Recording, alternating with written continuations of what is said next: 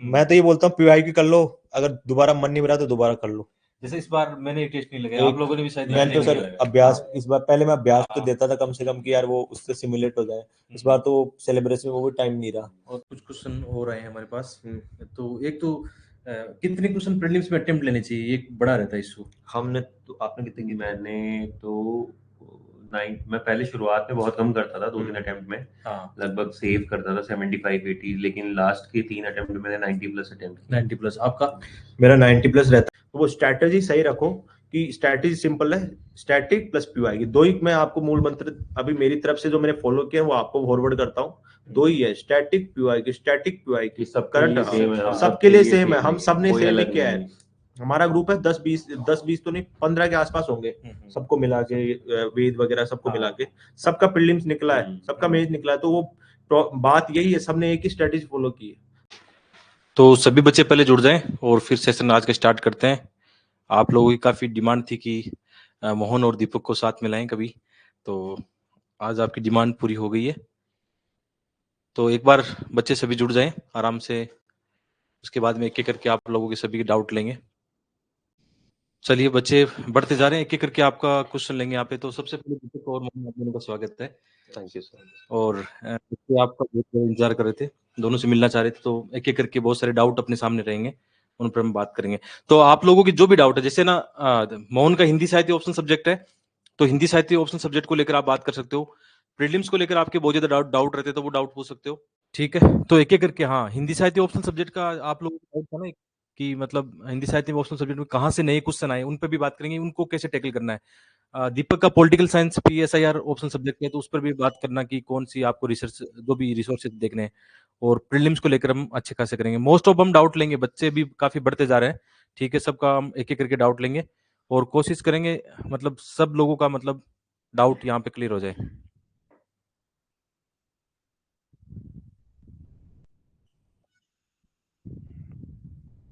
ठीक है, तो सबसे पहले मैं दीपक को मतलब मोहन को दे रहा हूँ। हिंदी साहित्य का आपको सबसे ज्यादा क्वेश्चन आ रहे हैं, उन पे बात करेंगे। हाँ, अंजलि बिश्नोई, तो आप कई बार कमेंट कर चुके हैं मोहन कब आएंगे, तो मोहन आज आ चुके हैं। ठीक है, आप इनसे जो भी आपके डाउट है वो देख लेना। दीपक का PSR जो ऑप्शन सब्जेक्ट है इंग्लिश मीडियम में है, बट वो स्ट्रेटेजी आपको बता देंगे हिंदी इंग्लिश में, कोई दिक्कत नहीं है। ठीक है, तो एक क्वेश्चन मोहन के पास सबसे ज्यादा आ रहा है कि हिंदी साहित्य की मतलब जो स्ट्रेटेजी और शॉर्ट नोट्स के बारे में आ रहा है, उसके बारे में आप थोड़ी सी बताएं। सबसे पहले तो सभी को नमस्कार। और जैसा क्वेश्चन है कि हिंदी साहित्य के नोट्स वगैरह बनाने के लिए, तो मैंने स्टार्ट किया था जैसे अपने विकास सर की जो नोट्स हैं अपने, उन्हीं से स्टार्ट किया था। पहले आप क्लास ले सकते हो उसके लिए। क्लास लेने के बाद जैसे जैसे आप क्लास ले रहे हो सर एक तो लिखवाते हैं, उसके साथ जो बुक्स आती हैं उनकी मैंने बाहर से परचेज की थी, जो 5 बुकलेट्स या 6 बुकलेट्स आती हैं उनमें से किया। फिर एक दो बार मैंने सेल्फ रीडिंग की है। फिर आप सिलेबस उठा लिए। सेल्फ रीडिंग करने के बाद आपको जब समझ में आने लग जाएंगी चीज़ें, फिर आप सिलेबस उठाइए। जैसे सिलेबस में पहले अवहट और अपभ्रंश की व्याकरणिक विशेषताएं, ऐसे क्वेश्चंस हैं, ऐसे मतलब पॉइंट दे रखे हैं आपको, तो वो उठाना है, सिलेबस उठाना है। और उसके साथ है पीवाई क्यू बहुत इंपॉर्टेंट है। आप देखोगे कि जैसे पहला जो टॉपिक दे रखा है सिलेबस में, उसके अकॉर्डिंग ही क्वेश्चन आता है। पहला क्वेश्चन हमेशा अपभ्रंश या अवहट से ही होता है मोस्ट ऑफ द टाइम। तो वो उस तरीके से आपको आइडिया लगने लग जाएगा कि आप सही से नोट्स बना रहे हो या नहीं बना रहे हो। आप जब क्वेश्चन देखोगे, प्रीवियस ईयर क्वेश्चन, तो हर बार यही क्वेश्चन पूछता है कि अपभ्रंश या अवहट की व्याकरणिक विशेषताएं बताइए। Okay okay. हाँ। और इनके अकॉर्डिंग आप सिर्फ नोट्स बना लो एक एक पेज के। ज्यादा से ज्यादा हमको ये करना है कि नोट्स बहुत क्रिस्प हो अपने। नोट्स क्रिस्प होंगे तो ये है कि रिवीजन आप बहुत स्पीड से कर पाओगे।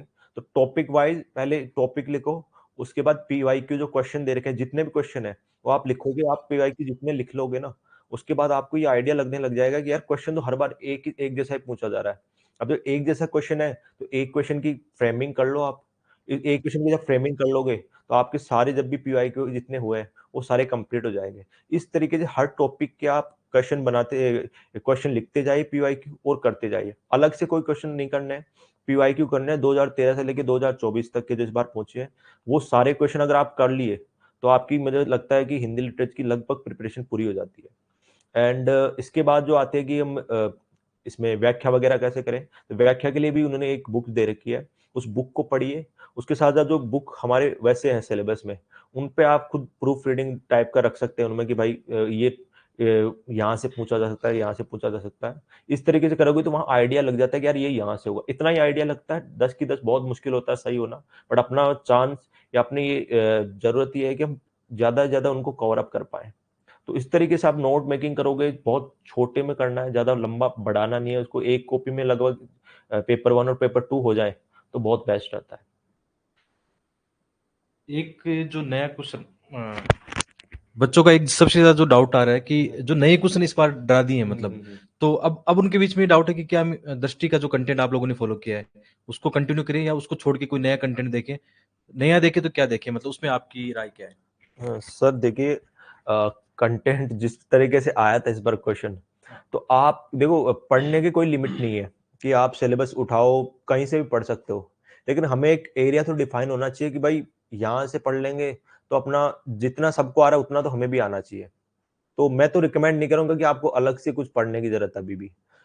सबने ही ऐसा लिखा यार। अब आल्हा या जो भी जैसे क्वेश्चन उन्होंने पूछे थे कि विद्यापति की गंगा भक्ति है, हमें भी नहीं आता था। हम भी इस बार एग्जाम में बैठे हैं तो हमें भी नहीं आता था, क्योंकि हमारे लिए भी नए थे।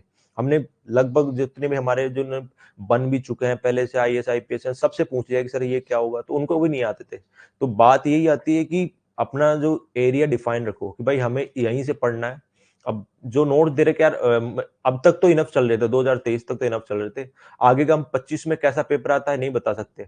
तो मुझे लगता है जो दे रखा है वहीं से पढ़ना है, वही पढ़ना है। बस पीवाईक्यू को अच्छे से मजबूत रखना है। जो सब लिखेंगे अगर उससे भी अच्छा कंपेरेटिवली हमने अच्छा लिख दिया तो अपने मार्क्स जैसे पहले आ रहे थे उतने आ सकते हैं।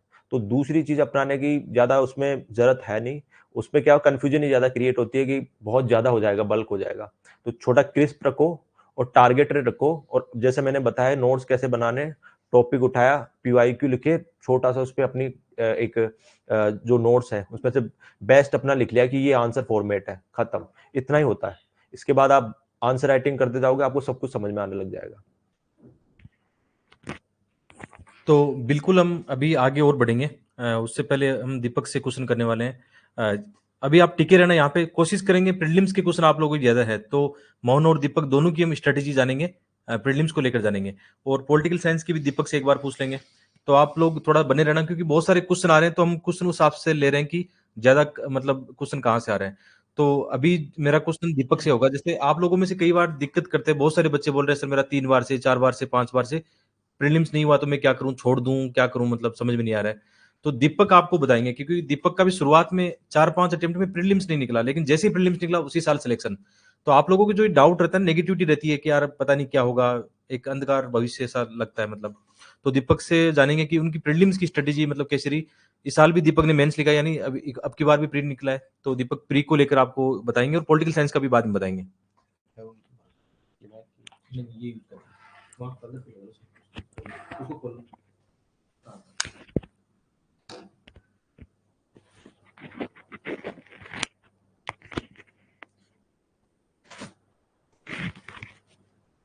Good afternoon everyone. जैसा कि अभी सर ने बताया कि मेरा प्री नहीं हुआ था, और काफ़ी लोगों को मैं देखता हूँ अक्सर 3-4 अटेम्प्ट बाद वो प्री दे के हार जाते हैं कि अब मुझे प्री नहीं देना है। तो मैंने 2018 से प्री देना चालू किया था, तब मेरा प्री हो नहीं रहा था। तो 23 में मेरा सबसे पहले प्री हुआ, लेकिन मैंने कभी भी गिव अप नहीं किया क्योंकि मुझे पता था, क्योंकि मैंने मेंस प्री की तैयारी नहीं करी थी, मैंने मेंस की भी करी थी साथ के साथ। तो मुझे ये था कि मुझे कभी भी मौका मिला मेंस लिखने का तो मैं अपना बेस्ट दूंगा। तो प्री की जो मेरी 5 प्री नहीं हुए उनमें मैंने बहुत मिस्टेक करी। वो शायद 3-4 अटेम्प्ट जो दे रहे हैं, जो आप लोगों का नहीं हुआ, तो क्या क्या गलतियाँ हमें नहीं करनी चाहिए वो मैं बताता हूँ। कि मैं रिवीजन पे बहुत ही कम ध्यान देता था।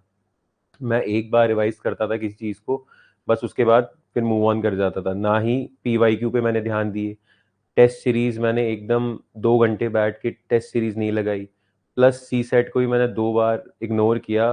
हालांकि मैं इंजीनियर हूँ, मेरा मैथ बैकग्राउंड है, लेकिन फिर भी मैं 2 बार सी सेट में फेल हो गया क्यों? क्योंकि मेरी स्ट्रैटेजी अच्छी नहीं थी। तो प्री के लिए एक हमारी स्ट्रैटेजी होनी चाहिए, क्योंकि हमें 200 में से 200 तो स्कोर करने नहीं है, हमें जस्ट एक कट ऑफ ब्रीच करनी है। और जो कट ऑफ जो है हमें पता लग पा रहा है कि आजकल बहुत कम जा रही है यूपीएससी कट ऑफ, तो हमें अपने जो स्ट्रॉन्ग सब्जेक्ट्स हैं उन पे ज़्यादा फोकस करना है। प्लस जो पीवाईक्यू है वो सबसे ज़्यादा इंपॉर्टेंट है, उनमें से जैसे एलिमिनेशन टेक्निक्स होती है, यूपीएससी की लैंग्वेज क्या है, तो टेस्ट सीरीज से ज़्यादा हम पीवाईक्यू पे अगर फोकस करें लास्ट 10-15 ईयर्स के, तो प्री बहुत ही ईजी होगा मेरे हिसाब से निकालना।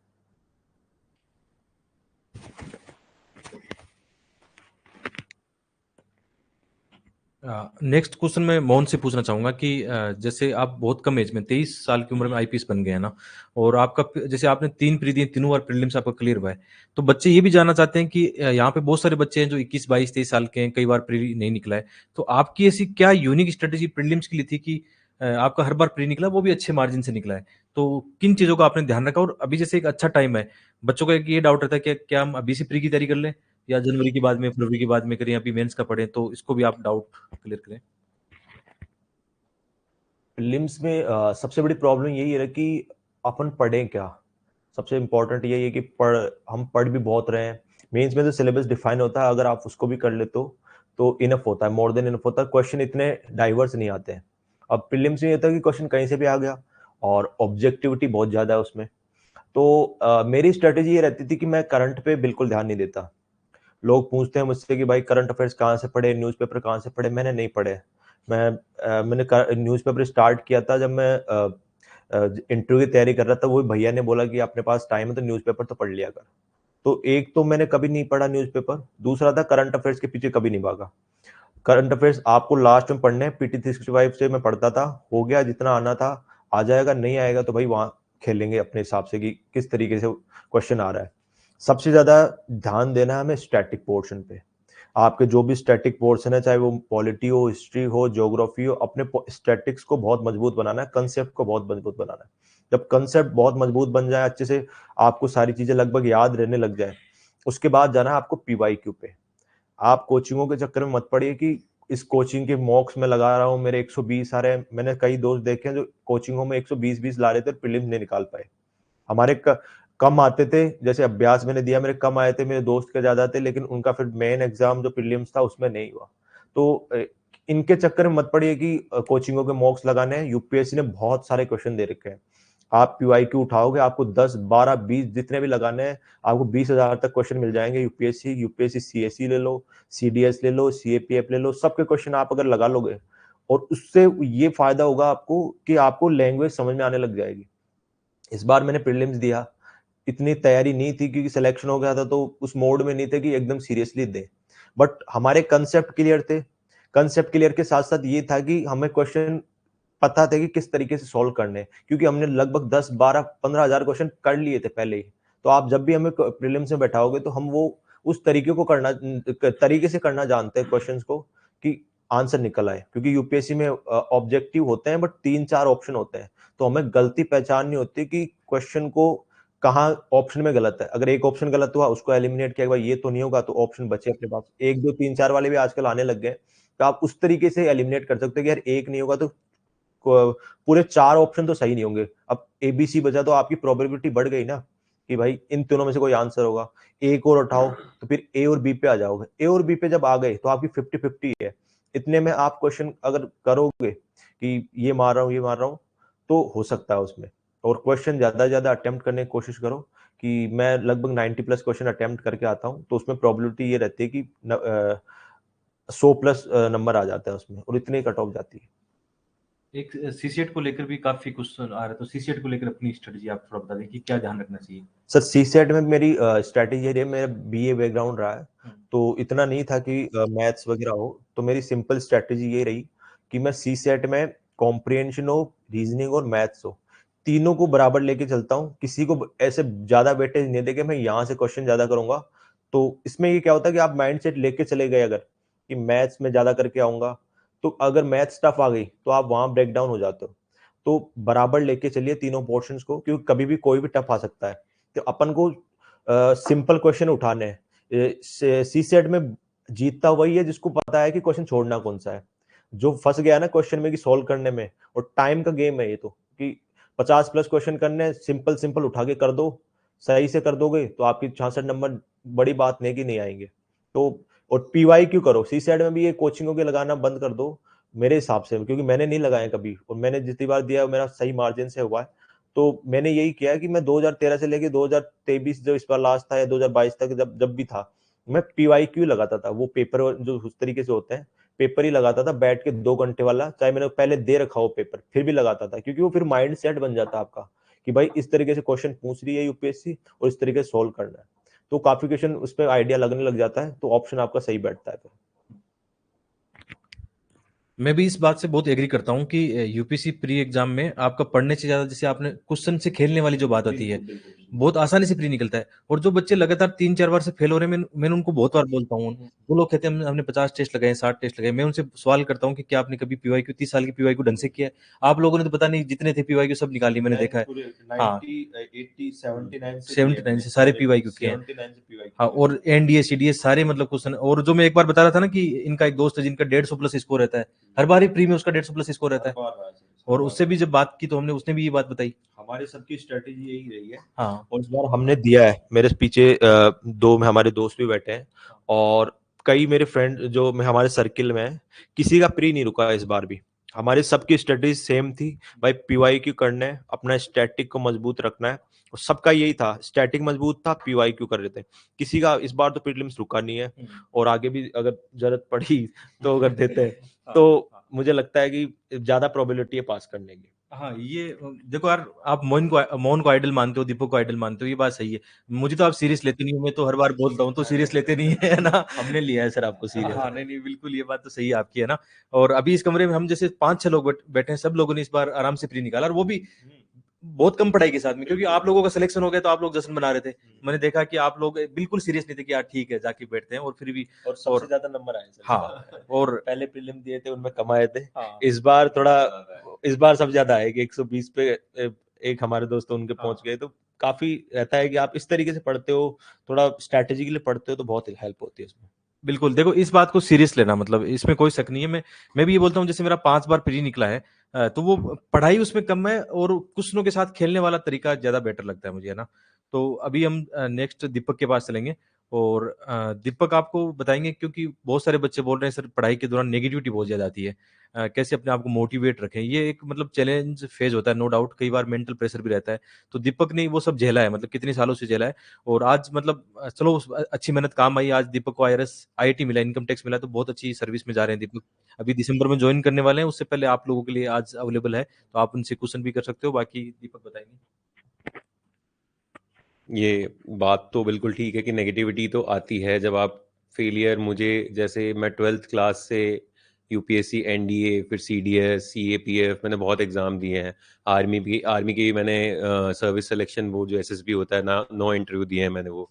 तो मुझे हर बार फेलियर मिले, लेकिन मुझे एक चीज़ जो थी वो मोटिवेटेड रखी कि मुझे, मेरा गोल जो था, मेरा वो विजन था, वो क्लियर था कि मुझे ये करना है चाहे कैसे भी हो।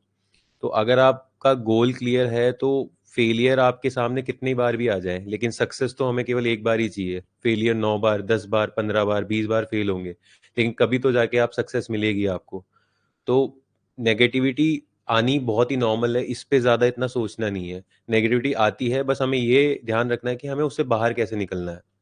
बाहर निकलने के लिए हमें, जैसे मेरा कभी भी प्री नहीं होता था, तो मैं डबल मोटिवेटेड हो जाता था कि इस बार मैं और मेहनत करूंगा, और मेरे मार्क्स बढ़े भी, लेकिन वो कट ऑफ तक रीच नहीं हो पाते थे। जैसे मैंने 2018 से प्री देना चालू किया तो मेरे 60s में थे, फिर 70s, फिर 80s, 90s ऐसे गए, तो हमेशा कंसिस्टेंटली इंक्रीज होते गए।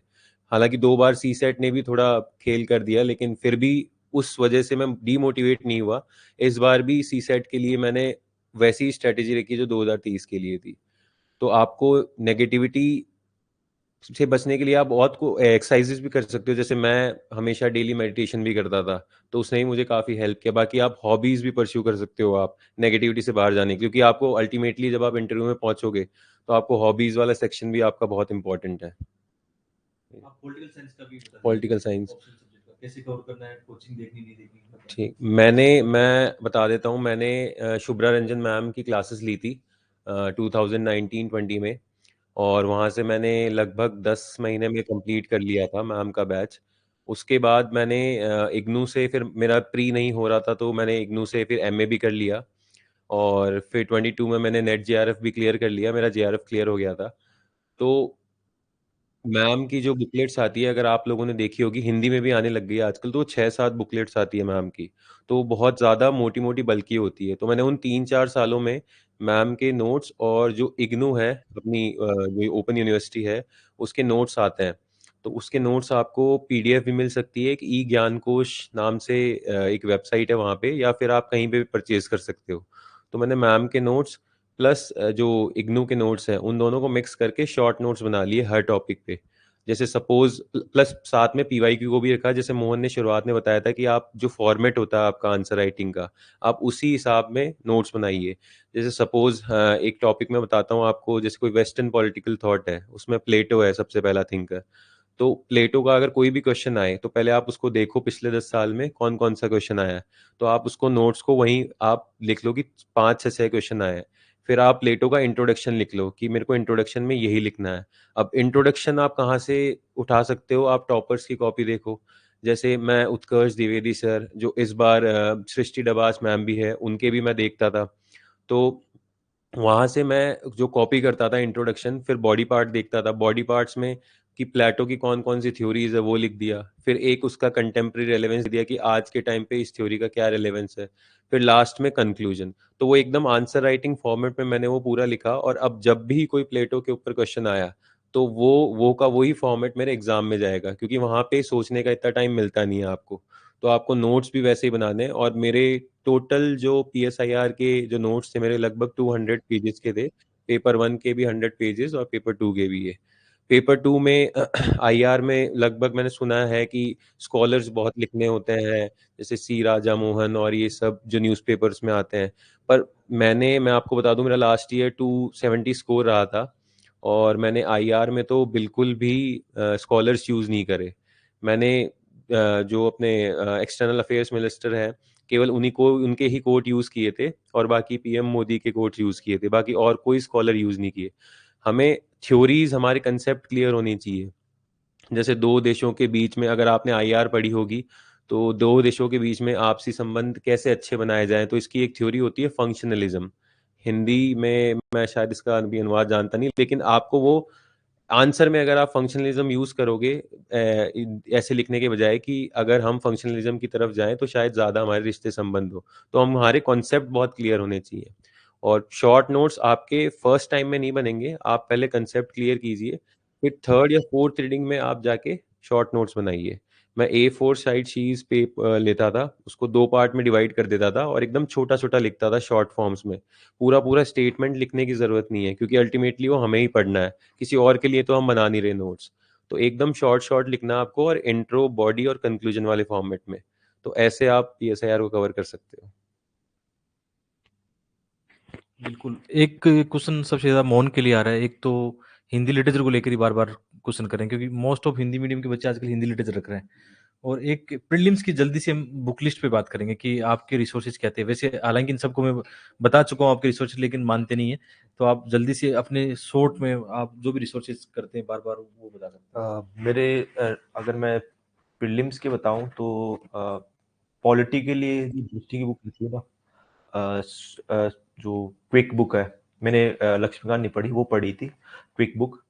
और इसके लिए ज्योग्राफी के लिए 6 to 12 आप अगर एनसीईआरटी लेते हो तो मोर देन इनफ है। अब उसमें प्रॉब्लम ये होती है कि मैपिंग नहीं आती, तो मैपिंग के लिए शून्य आईएएस की एक बुक आती है, काफ़ी अच्छी है वो। 200 रुपये के आसपास मैंने खरीदी थी उसको।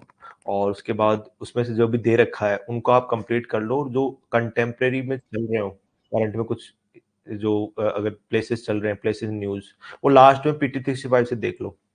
उसके बाद आती है हिस्ट्री। हिस्ट्री के लिए वही क्या अपनी विपिन चंद्रा वाली बुक है, स्पेक्ट्रम, सॉरी विपिन चंद्रा मैंने पहले पढ़ी थी, बट मेरे से इतना हुआ नहीं, क्योंकि प्रीलिम्स के हिसाब से स्पेक्ट्रम बहुत अच्छी बुक है। और अगर एंशियंट और मिडाइवल की बात करें तो आप किसी भी छोटी सी बुक से, जैसे मैंने शून्य इंग्लिश में थी, बट वो पढ़ी थी वहां से, क्योंकि वो बुक काफी शॉर्ट है। अगर आप हिंदी में कर रहे हो तो उड़ान आती है, जो सर ने भी पढ़ी थी, वही बुक पढ़ी थी। मैंने सुन्याय से पढ़ी थी क्योंकि मेरे पास, मैं दोनों में पढ़ लेता हूँ कि मेरे को जल्दी से करना है। छोटी ट्राई करो कि बुक्स छोटी हो, इतनी बड़ी ना हो कि हम उसको वापस रिवाइज ही नहीं कर पाए। ये खेल पूरा रिवीजन का ही है कि ज्यादा पढ़ने से ज्यादा इम्पोर्टेंट आप कितनी बार जो पढ़ा है अच्छे से उसकी रिवाइज कर लेते हो। और क्या बचता है? Current science and tech only PT 65 आप रखनी है। बेसिक जो कहीं से पढ़ लो यार, मैंने बेसिक जैसे दृष्टि क्विक बुक आती है साइंस टेक की, वहां से पढ़ी थी, एक दो बार पढ़ ली, मेरे को लगभग समझ में आ गई कि हाँ ये बातें हैं, बायोटेक्नोलॉजी में ये बोला हुआ है, ये बोला हुआ है, नैनो टेक्नोलॉजी में। फिर आप वहां से स्टार्ट कर दो अपने कि पीटी 365 में कुछ इंपॉर्टेंट इस बार चल रहा है तो वो देख लो न्यूज में जो था। और उसके बाद आपको पीवाईक्यू लगाने की, पीवाईक्यू में क्वेश्चन कैसा पूछा गया। जैसे 2022 में मैंने एग्जाम दिया था तो एक क्वेश्चन आया था अपने सोलर प्लेयर्स पे, आई थिंक क्वेश्चन आया था, उसमें 7-8 ऑप्शन थे। तो आप उसको प्रिपेयर नहीं कर सकते, आपको वहीं देखना है कि यार इससे क्या इम्पैक्ट होगा। उसमें 7-8 ऑप्शन थे, एक दो ऑप्शन में देखे कि यार ये तो नहीं होता, उससे आंसर निकल गया। तो आपको फिर आंसर वहां से ऐसे निकल जाता है। आपको कभी ये सोच के नहीं जाना है प्रीलिम्स में कि भाई मेरा पढ़ा हुआ आएगा।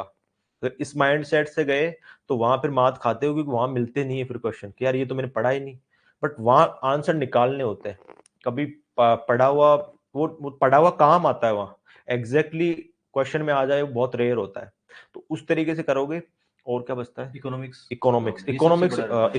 लोगों को बड़ा लगता है। मैंने बड़े जो रिसोर्स है उसी से किया है, मृणाल सर है, आजकल हिंदी इंग्लिश दोनों में आते हैं, वन स्टॉप सॉल्यूशन है मेरे हिसाब से। तो आप अगर मृणाल सर के नोट्स पढ़ लोगे, वो अब 1200 पेज के हो गए, पीसीबी 10 पीसीबी 8 ऐसे थे, अगर वो पढ़ लोगे तो आपकी जो और कुछ चीजें बची हुई है ना यूपीएससी में, जहां से आप कवर अप नहीं कर पाए, वो भी कवर अप हो जाती है। तो अगर मृणाल सर के नोट्स अगर आप पढ़ सकते हो तो बहुत मतलब बेस्ट। मैंने पढ़े हैं और मेरे लिए तो बहुत अच्छे से, मतलब एक होता है ना कि इकोनॉमिक्स पार्ट बड़ा भी आता है, क्वेश्चन ज्यादा भी आते हैं, और वो हेल्प भी करते हैं कई क्वेश्चन को सोल्व करने में।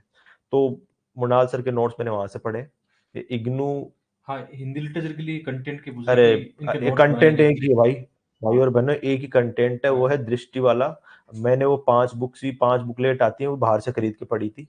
कौन सी आती है? इसमें भी डाउट रहते हैं, पेन ड्राइव आती है या 13 बुकलेट आती है, एक बार क्लियर कर दीजिए अब आप। सर वो खरीदा नहीं ना। हाँ, वो 5 बाहर से मिल बुकलेट, जाती 5 है, बुकलेट 5 कहीं भी बुकलेट आती है, बुक हाँ। स्टोर पे मिल जाती है। मेरा इन्वेस्टमेंट हिंदी लिटरेचर में सिर्फ इतना ही था, 700 रुपए के आसपास वो बुकलेट आई थी बाहर से। कोर्स कहीं से मिल गया था, वो पढ़ लिया, और वहां बुकलेट से टेक्स्ट बुक वगैरह पढ़ी आपने फिर? नहीं। टेक्स्ट ये बुक नहीं पढ़ी? टेक्स्ट बुक वो आप व्याख्या के लिए कर सकते हो, लेकिन व्याख्या की बुकलेट वो अलग से प्रोवाइड करते हैं। तो हाँ। इतना जरूरी होता नहीं है कि आप वहां से अलग से टेक्स्ट बुक पढ़ के भी अलग से निकालो। उन बुक्स में सब कुछ लिखा हुआ है। स्ट्रेटेजी बहुत सिंपल है, चाहे आप जीएस की ले लो, चाहे आप उसकी हिंदी लिटरेचर की ले लो।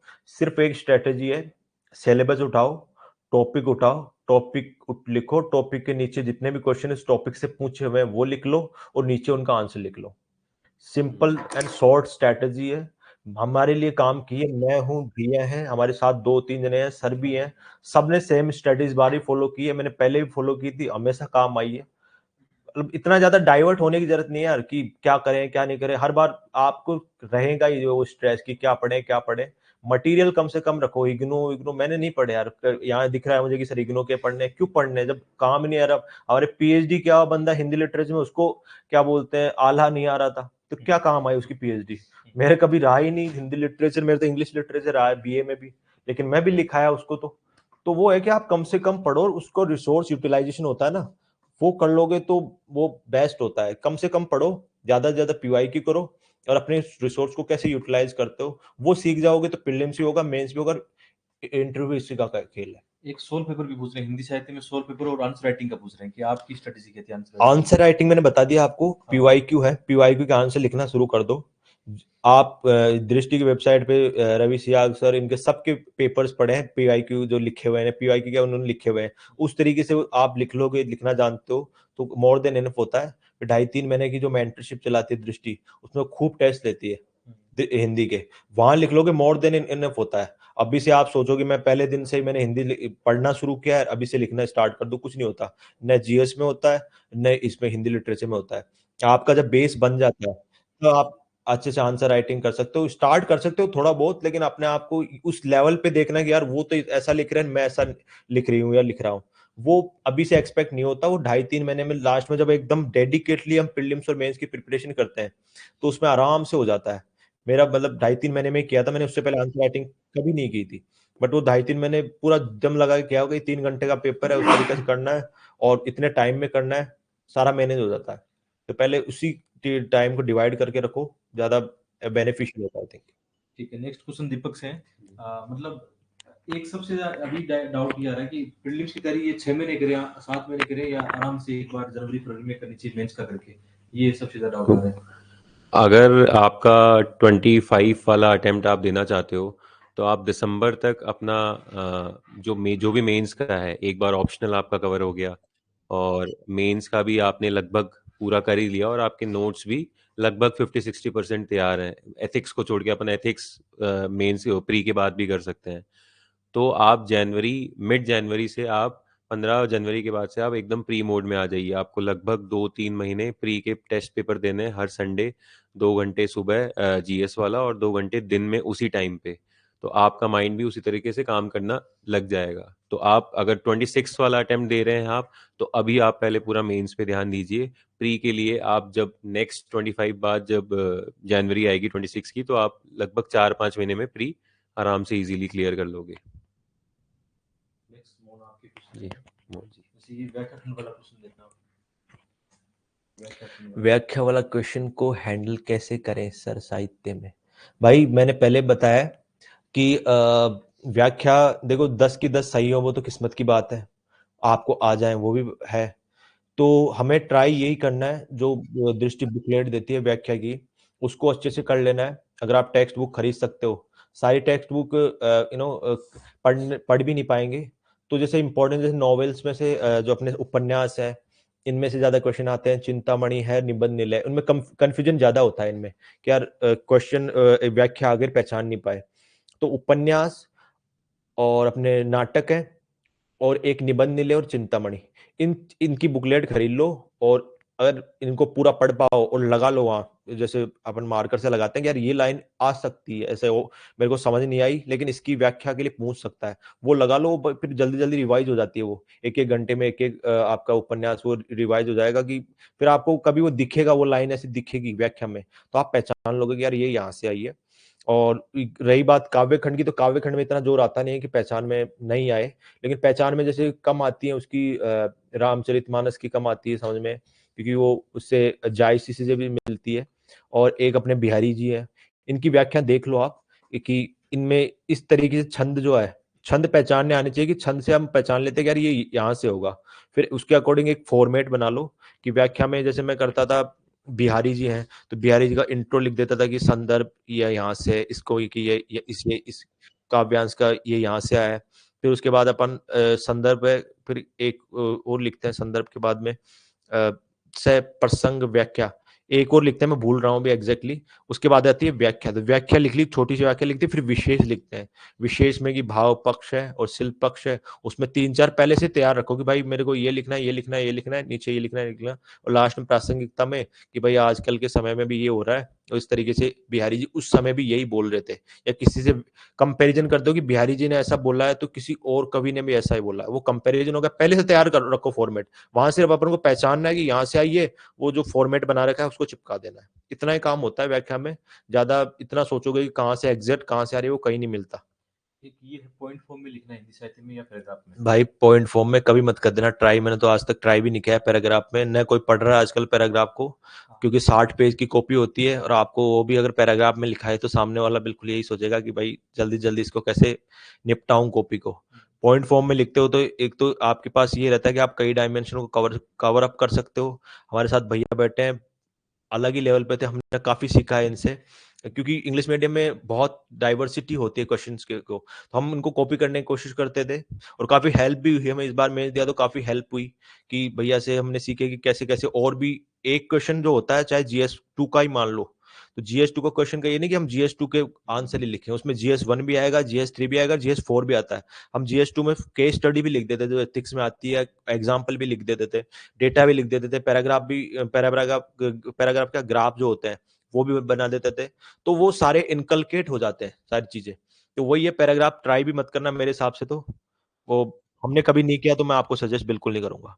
नेक्स्ट दीपक आपसे ही, मतलब अब जैसे मोहन बता रहे कि आंसर राइटिंग की जो डायरेक्टिव मैंने भी आपकी लास्ट ईयर काफी देखी थी जी आपका जीएस का लिखने का वाकई एक अच्छा तरीका है। लास्ट ईयर आपको 400 प्लस मार्क्स भी मिले जी। इसमें ना।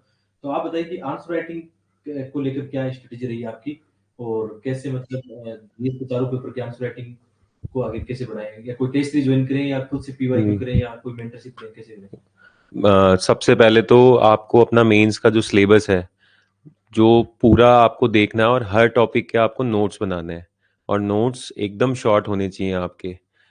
उसमें आप GS2 का ले लो, GS3 का, जैसे एक टॉपिक ले लेते हैं फूड प्रोसेसिंग वाला। तो फूड प्रोसेसिंग जैसे मैंने अभी बताया कि मैं अपने नोट्स उसी तरीके से बनाता था कि इंट्रो में मुझे क्या लिखना है, बॉडी में मुझे क्या लिखना है, कंक्लूजन में मुझे क्या लिखना है। साइड में ही मैं एक बॉक्स बना के लिख देता कि यहाँ ये डेटा काम आएगा, इतना GDP है, इसकी कमेटी है, ये वाली एक दो कमेटी है। तो ये आपको फॉर्डर हर अलग अलग जगह से मिल जाएगा। मेंस के इसके नोट्स के लिए मैंने, जैसे मोहन ने बताया, PT आती है प्री के लिए, और मेंस के लिए MT आती है विजन वाली, और एक ओनली IAS वालों की प्रहार आती है। तो इन दोनों बुकलेट्स को हमने सम अप करके अपने नोट्स बना लिए, उनमें से अच्छा अच्छा डेटा कवर कर लिया। उसके बाद जब आंसर राइटिंग प्रैक्टिस होती है, तो मैंने हमेशा आंसर राइटिंग, पहले जब मेरा प्री नहीं हो रहा था तो मैंने बहुत ही कम लिखी थी, लेकिन प्री के बाद हमने लगभग 5-6 दिन बाद, प्री के बाद 60-70 दिन डेली आंसर राइटिंग करी है। तो आप अगर उस टाइम पे आंसर राइटिंग करोगे तो ठीक है। तो मेरा हमेशा ये रहता था कि मैं कुछ डिफरेंट ट्राई करूं, कि जैसे अगर हमने डेटा लिख रहे हैं कि 3 डेटा लिख दिए कि इसका इतना % कंट्रीब्यूशन है, इसका इतना % कंट्रीब्यूशन है, इसका इतना है, तो मैं उसको पाई चार्ट से दिखा देता था कि इसका इतना इतना है। तो मैंने वो ही चीज़ को ग्राफिकल रिप्रेजेंटेशन में दिखा दिया, तो थोड़ा देखने में अच्छा लगता है वो। तो और टेस्ट सीरीज आप ज्वाइन कर सकते हो। मेंस में टेस्ट सीरीज ज्वाइन करना बहुत अच्छा है, क्योंकि आपको टाइम मैनेजमेंट और वो सब कुछ पता होना चाहिए कि आप कितने क्वेश्चन अटेम्प्ट कर पा रहे हो, कैसे कर रहे हो। और पॉइंट्स में भी, मतलब मैं जहाँ पैराग्राफ की रिक्वायरमेंट होती थी वहाँ पैराग्राफ लिख देता था, जहाँ पॉइंट्स होते थे वहाँ पॉइंट्स लिख देता था। पॉइंट्स को भी मैं अलग अलग तरीके से लिखता था कि 3-4 क्वेश्चन में मैं टेबल बना देता था, 3-4 क्वेश्चन में मैं फ्लो चार्ट बना देता था। अलग अलग डाइवर्सिटी होनी चाहिए। और जैसे अभी मोहन ने बताया कि एक GS2 का अगर कोई क्वेश्चन है, तो उसमें GS1 वाला सोसाइटी का कुछ पार्ट आ गया, कुछ हिस्टोरिकल एंगल आ गया, कुछ GS4 का कुछ एथिकल पॉइंट ऑफ व्यू आ गया। तो वो भी अपन को ऐड ऑन करना है उसमें, मतलब ट्राई करना है कि आप जो आपका कॉम्पिटिटर है उससे कुछ डिफरेंट ट्राई करो, तभी आप वो 1 मार्क गेन कर पाओगे। अगर एक एक मार्क भी आपने हर क्वेश्चन में गेन कर लिया तो आप बहुत ऊपर चले जाओगे इन सबसे। आपका पॉलिटिकल साइंस में 280 प्लस मार्क्स भी है ना? 270 से 270 जी। है ना? तो आपने एक्चुअली पूछा पॉइंट फॉर्म में लिखना है या पैराग्राफ में? हाँ, ये पहले जब मैं शुभ्रा मैम के पास पढ़ता था तो मैम हमेशा बोलती थी कि हमेशा पैराग्राफ में लिखना है, लेकिन पैराग्राफ में मुझे लगता है कि हम ज़्यादा एक्सप्रेस नहीं कर पाते अपनी चीज़ें।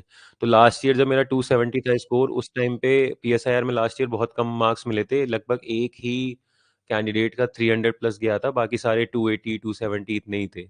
तो मैंने दोनों मिक्स किए थे, मैंने पॉइंट भी लिखे थे, मैंने टेबल भी लिखी थी, और मैंने पैराग्राफ भी लिखे थे, मैंने सब मिक्स कर दिया था।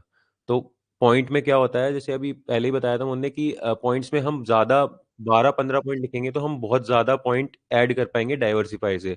हम वही चीज़ पैराग्राफ में लिखेंगे तो एक छोटी सी चीज़ वो 4-5 लाइन बन जाती है, तो उसको पढ़ने में थोड़ा बोरिंग भी लगता है। और पॉइंट्स में अगर हम छोटे छोटे पॉइंट्स लिखते रहेंगे आगे, तो मार्क्स भी ज़्यादा होते हैं। मुझे मिले मार्क्स, और इस बार भी मैंने वैसे ही फॉर्मेट में लिखा, और इस बार होपफुली मुझे लग रहा है कि और मार्क्स इंक्रीज होंगे। नेक्स्ट मोहन आपका क्वेश्चन है, हिंदी लिटरेचर में ये फ्लो चार्ट और मैप बनाने नहीं बनाने? हिंदी लिटरेचर इस बार तो ट्राई किया था मोहन ने भी मैंने बोला था इसको। हिंदी लिटरेचर में यार स्कोप रहता है, जो पेपर फर्स्ट रहता है भाषा खंड वाला, उसमें काफी स्कोप रहता है। जैसे रंगमंच का क्वेश्चन आया तो उसको इंडिया का मैप बना के कहाँ कहाँ रंगमंच है दर्शा सकते हैं।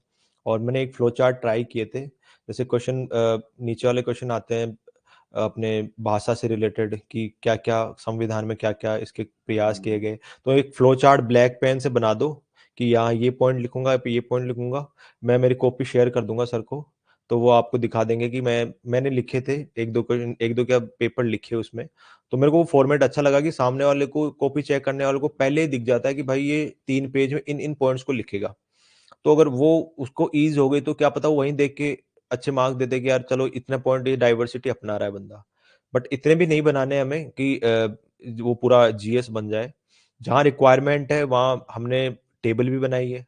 जैसे इस बार एक क्वेश्चन आया था अपभ्रंश और अवहट्ट के बीच डिफरेंस था, तो मैंने पहले ही क्वेश्चन में टेबल बनाई क्योंकि वहाँ टेबल की रिक्वायरमेंट थी। आपको डिफरेंस पूछा था, उनमें कंपैरिजन पूछा था। हम कंपैरिजन में हम साथ ही इस बार मेंस क्या कर रहे थे, तो भैया हम फिक्स रखते थे हमारे कंसेप्ट। कंपैरिजन पूछा, पहले पेन से खींच दो कि भाई अब तो कंपैरिजन में क्या टेबल बनानी है। तो आप पेपर फर्स्ट में यूज कर सकते हो, बहुत मतलब हेल्पफुल मेरे को लगता है कि होना चाहिए। अब वो सामने वाले डिपेंड भी करता है कि वो किस तरीके से लेता है, और जीएस में तो हमेशा होता ही है। और हमने जितनी बातें बताई हैं, देखो मेरे को एक चीज फील हो गई, हमने भी टॉपर्स से कभी बार सुना है कि भाई ये कर लो, ये कर लो, ये कर लो। तो उस समय यही लगता है यार कि ये इतनी चीजें बता गए, लेकिन हम इतना सब कैसे करेंगे? टाइम के साथ सब होता है। आप ये सोचो कि आज ही मैंने बताया, आज ही आप सब कुछ सीख जाओगे, कुछ ऐसा नहीं होता है। आप जब टाइम के साथ लिखना स्टार्ट करोगे, लिखते-लिखते करोगे, एक स्टेज पे अपने आप कंपैरिज़न करने लग जाओगे कि यार मैं जीएस 4 का भी लिख रहा हूँ, जीएस 1 का भी जीएस 2 में लिख रहा हूँ। वो टाइम के साथ ही आता है। आपका काम सिर्फ इतना है कि आप अपने सिलेबस के अकॉर्डिंग अपने नोट्स बना लो और उसमें नोट्स में इनकलकेट करना शुरू कर दो। ग्राफ्स को इनकलकेट करना शुरू कर दो, जो टेबल बनाना शुरू कर दो। उसमें अगर बनाना शुरू कर दोगे उसी तरीके से, अगर आपने नोट्स बनाए ना, तो माइंड में अलग कुछ नहीं आता वहां लिखते समय। इतना ही टाइम मिलता है अपने हिंदी मीडियम वालों को तो वैसे भी, कि पेपर पूरा हो जाए वही बड़ी बात है। तो अलग से कुछ वहां समझ में नहीं आता है। समझ में सिर्फ इतना ही आता है कि अपनी कॉपी में से हमने क्या लिखा हुआ था। कॉपी में भाई कंपैरिजन किया हो तो अपने आप ही कंपैरिजन लिखा जाता है। अब वो मैंने जैसे बताया, हिंदी में मैंने पहले पेपर में कंपैरिजन वाला किया, वो इसलिए कर पाया क्योंकि मैंने नोट्स ही कंपैरिजन में बना रखे थे। ये क्वेश्चन पहले भी आ चुका है, 2019 के आसपास का क्वेश्चन वापस रिपीट हुआ था, तो मैंने वैसे ही लिखा। तो धीरे-धीरे टाइम लगेगा आपको, बस ये है कि आपका काम है कंसिस्टेंटली उसको इम्प्रूव करते रहना। इम्प्रूव करोगे तो डेफिनेटली होता ना कि एक टाइम बाद आप हमारे जैसे लिखने लग जाओगे। एक ये क्वेश्चन आपका हिंदी साहित्य का पीवाई के 16 पेपर पूछ रहे हैं बच्चे को जरा। सोल पेपर भाई कहीं से नहीं मत लेना मेरे हिसाब से, तो सोल आप ही करोगे तो ज़्यादा अच्छा रहेगा मेरे हिसाब से। मैंने भी एक बुक ली थी, मेरे को बिल्कुल पसंद नहीं आई वो। लेने के बाद मेरे को लगा, क्योंकि स्टार्टिंग में तो ले ली, बट मेरे को लगा कि मैं इससे बुक से सही सही तो मैं ही लिख लूँगा, क्योंकि आपके पास उस बुक में काफ़ी पुराना ओल्ड मटेरियल था। आप एक पीवाईक्यू की बुक आती है, या पेपर डाउनलोड कर लो यार, सबसे अच्छा है। 2013 से लेके 2024 तक के यूपीएससी ने प्रोवाइड कर रखे हैं। सीधे पेपर डाउनलोड करो, उनको एक जिस्ट बना लो, अपनी एक छोटी सी किताब जैसी बन जाती है। हमने भी ऐसे किया था, छोटी सी किताब बन गई थी। क्वेश्चन देखा, अपना पॉइंट देखा, और उनको ऐसे कैसे हिंदी बस ये इतनी ही है कि आपने अगर पीवाईक्यू के सारे आंसर भी लिख लिए ना, तो आप हिंदी कंप्लीट हो जाएगी आपकी। इतना ज्यादा करना ही नहीं है। आपको स्टार्टिंग में लगेगा कि बहुत वास्ट सिलेबस है, ये है। भाई एक बार पीवाईक्यू देख लो, हर साल एक जैसे ही क्वेश्चन पूछ रहे हैं। इस बार थोड़ा डिफरेंस हुआ है, नो मैटर, हम भी मानते हैं उसको, हमें भी वो प्रॉब्लम फेस हुई, बट 23 तक तो वही का वही फॉर्मेट चल रहा था। आगे की हम कह नहीं सकते कि कैसे क्वेश्चन आएंगे, बट हमारा काम इतना ही है कि भाई जिस तरीके से पेपर सब बना रहे हैं, उस तरीके से अच्छे नोट्स तो बना ले। अब सब लोग पढ़ते हैं, उनमें से जो बड़े बड़े मॉड्यूल है, मेरे से नहीं पढ़ जाते थे, क्योंकि उनको पढ़ने में 2-2 3-3 दिन लगते थे। हमने इस तरीके से नोट्स बना रखे थे कि हम 4-4 घंटे में भी पेपर फर्स्ट को, पेपर सेकंड को रिवाइज कर सके। भैया 45-45 मिनट के उन्होंने हमें खुद दिखाए पीएसआईआर के नोट्स, 45 मिनट में पेपर फर्स्ट कंप्लीट करना, 45 मिनट में पेपर 2 के नोट्स पूरे पढ़ लेना। तो इस तरीके से हमने शॉर्ट नोट्स बना रखे थे। वो शॉर्ट नोट्स उसी बेसिस पे थे, सिलेबस वाइज, कि भाई सिलेबस में ये पॉइंट लिखा, मैं ये पॉइंट लिख दूंगा, बस खत्म। क्वेश्चन वैसे ही आते हैं, पीवाईक्यू देख लिया, अपने पास मटेरियल पढ़ा ही है, बस वहां लिखने की प्रैक्टिस है। पीएसआईआर की है सॉल्ट पीवाईक्यू वाली, मैं बताता हूँ। एक तो किरण पब्लिकेशन की आप देख सकते हो, और एक अभी मैंने लास्ट ईयर ही शून्य आईएएस की सॉल्ट पीवाईक्यू पढ़ी है, तो वो बहुत ही अच्छी है। और वो केवल 250 वर्ड्स में, अगर कोई है आंसर लिखना है तो वो 250 वर्ड्स में ही है। तो उसमें मेन मेन कीवर्ड देखना आप, उन्होंने हाईलाइट करे हुए हैं, वो आपके कीवर्ड होने ही चाहिए आंसर। अगर आपका मीडियम हिंदी है तब भी आप वो ले सकते हो। आप ये मत सोचना कि मैं इंग्लिश कर ही नहीं पाऊंगा, क्योंकि वो तो पूरा इंग्लिश में, आप कीवर्ड्स तो समझ ही सकते हो सारे के सारे। तो आप उनको, शून्य आईएएस और किरण पब्लिकेशन की सॉल्ड है, वो मैंने भी फॉलो करी थी और वो बहुत अच्छी थी। और एक प्रीलिम्स की टेस्ट सीरीज करनी जरूरी है कि नहीं? नहीं, मैंने बिल्कुल नहीं बोला है, पहले भी बोल दिया है। प्रीलिम्स की टेस्ट सीरीज पीवाईक्यू पढ़े हैं जितने पीवाईक्यू, हाँ, मतलब खत्म। अंतिम। मैं तो ये बोलता हूँ पीवाईक्यू कर लो, अगर दोबारा मन नहीं भरा तो दोबारा कर लो। जैसे इस बार मैंने टेस्ट नहीं लगाया, आप एक लोगों ने भी शायद मैंने तो नहीं सर लगाया। अभ्यास इस बार, पहले मैं अभ्यास तो देता था कम से कम कि यार वो उससे सिमुलेट हो जाए। इस बार तो सिलेबस में वो भी टाइम नहीं रहा, और तो नहीं दिए। फिर भी हमारा प्रीलिम्स हुआ, तो कोई ऐसा नहीं है कि भाई अभ्यास या जैसे होता ना कि हमने खूब लगाए पेपर लगाए, यूपीएससी के वो अलावा होता ही एनडीए, नहीं। सीडीएस, एनडीए सीडीएस खूब क्वेश्चन वहीं से सारे रिपीट होते हैं। कैसे क्वेश्चन हो गए? हाँ तो ले लो सर हाँ क्वेश्चंस। क्वेश्चन अभी अच्छा हमारे पास टाइम है थोड़ा सा। एक बच्चे एंशिएंट और मिडाइवल का पूछ रहे हैं, मतलब यार एंशिएंट मिडाइवल देखो, हिंदी मीडियम में मैंने तो इंग्लिश मीडियम की वो बताई शून्य आस वाली पढ़ी थी। आप उड़ान उड़ान उड़ान कर लो, भैया ने इंग्लिश वाली पढ़ी थी उड़ान, आप हिंदी में भी आती है। ओनली आइज का कंटेंट बहुत अच्छा है। नोट्स फॉर्मेट में है, notes हाँ, बनाना ओनली आइज का कंटेंट बहुत अच्छा है। हमने मेंस की प्रहार पढ़ी वहां से, तो आप उड़ान अगर रेफर करोगे, उड़ान उनकी प्रीलिम्स के लिए, प्रहार उनकी मेंस के लिए, तो उड़ान आप प्रेफर कर सकते हो। हिंदी मीडियम में बहुत अच्छी बुक है। देखो क्वेश्चन कहीं से नहीं आता है। एक बात बता दो आपको, नोट्स पढ़ लो, किस कहीं के पढ़ लो, क्वेश्चन कहीं से नहीं आना है। क्वेश्चन आएगा वो घूम फिर के आएगा, आपको सोल्व करना आना चाहिए क्वेश्चन को। वो अगर तरीके आप पीवाईक्यू से सीख लोगे तो मुझे नहीं लगता कि आप मात खाओगे। अंजलि आप पूछ रहे हैं, मतलब अंजलि जीएस में गुड वर्ड्स के कीवर्ड्स का पूछ रहे हैं। लिखोगे तो अपने आप वर्ड्स आने लग जाएंगे। हाँ, सीधी सी बात है। मैंने पहले मैं लिखता था अलग से वर्ड कि यार ये अच्छा वर्ड है, अच्छा वर्ड है, लेकिन जब लिखने बैठते थे ना, आंसर राइटिंग करते थे, तो वर्ड्स आते ही नहीं थे दिमाग में। ये जो प्रहार और हाँ। एलटी 365 होती है ना, हम्म। इसमें आते हैं हाँ, कीवर्ड्स। ये words जब आप इसमें अपने आते हैं। नोट्स बनाओ ना, तो इस प्रहार और इस मैगजीन में ये हिंदी में भी आती है, इंग्लिश में भी आती है, इसमें कीवर्ड्स दोनों ही होते हैं। आप दोनों के लिए इथिक्स के लिए पूछ रहे हैं, मतलब इथिक्स का क्या है? एथिक्स तो ये बैठे हैं सर।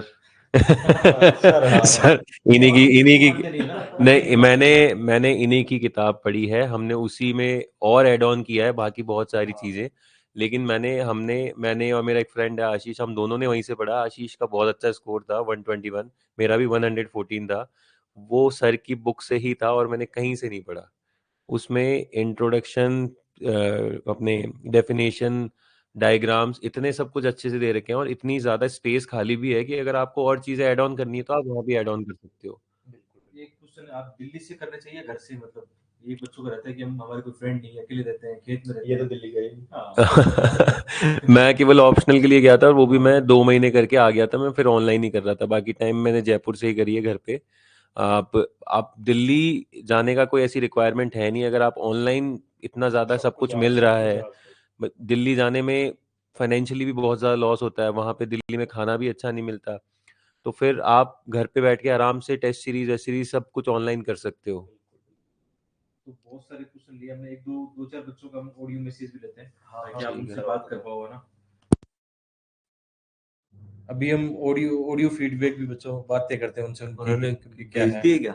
नहीं, यहाँ पे होता है, अप्रूव मतलब करें, तो अप्रूव करोगे? ओके हाँ, ओके। कुछ बच्चे तो नहीं बात कर पाएंगे, बट कुछ बच्चों का हम लेंगे। हाँ। नाराज मत होना मेरा। हाँ, कई बच्चे नाराज क्वेश्चन होते हैं कि हमारा नहीं लेते हैं। देखो, हाँ, क्वेश्चन बहुत सारे आ रहे हैं, थोड़ा टाइम का कंस्ट्रेंट रहता है। आप भी समझिए इस बात को। सब लगभग आपकी ये जो क्वेरी थी वो लगभग ऐसी होती है कि कैसे बनाए नोट्स, पीआई के कहाँ से करें, तो लगभग हाँ। कंप्लीट हो जाती है। आप और पूछ सकते हो। ठीक है। अभी आवाज वहां से जाएगी, इसको आप रख सकते हैं, अच्छा। कोई नहीं। आप यहाँ से लैपटॉप से आवाज आएगी, हाँ। कोई दिक्कत नहीं।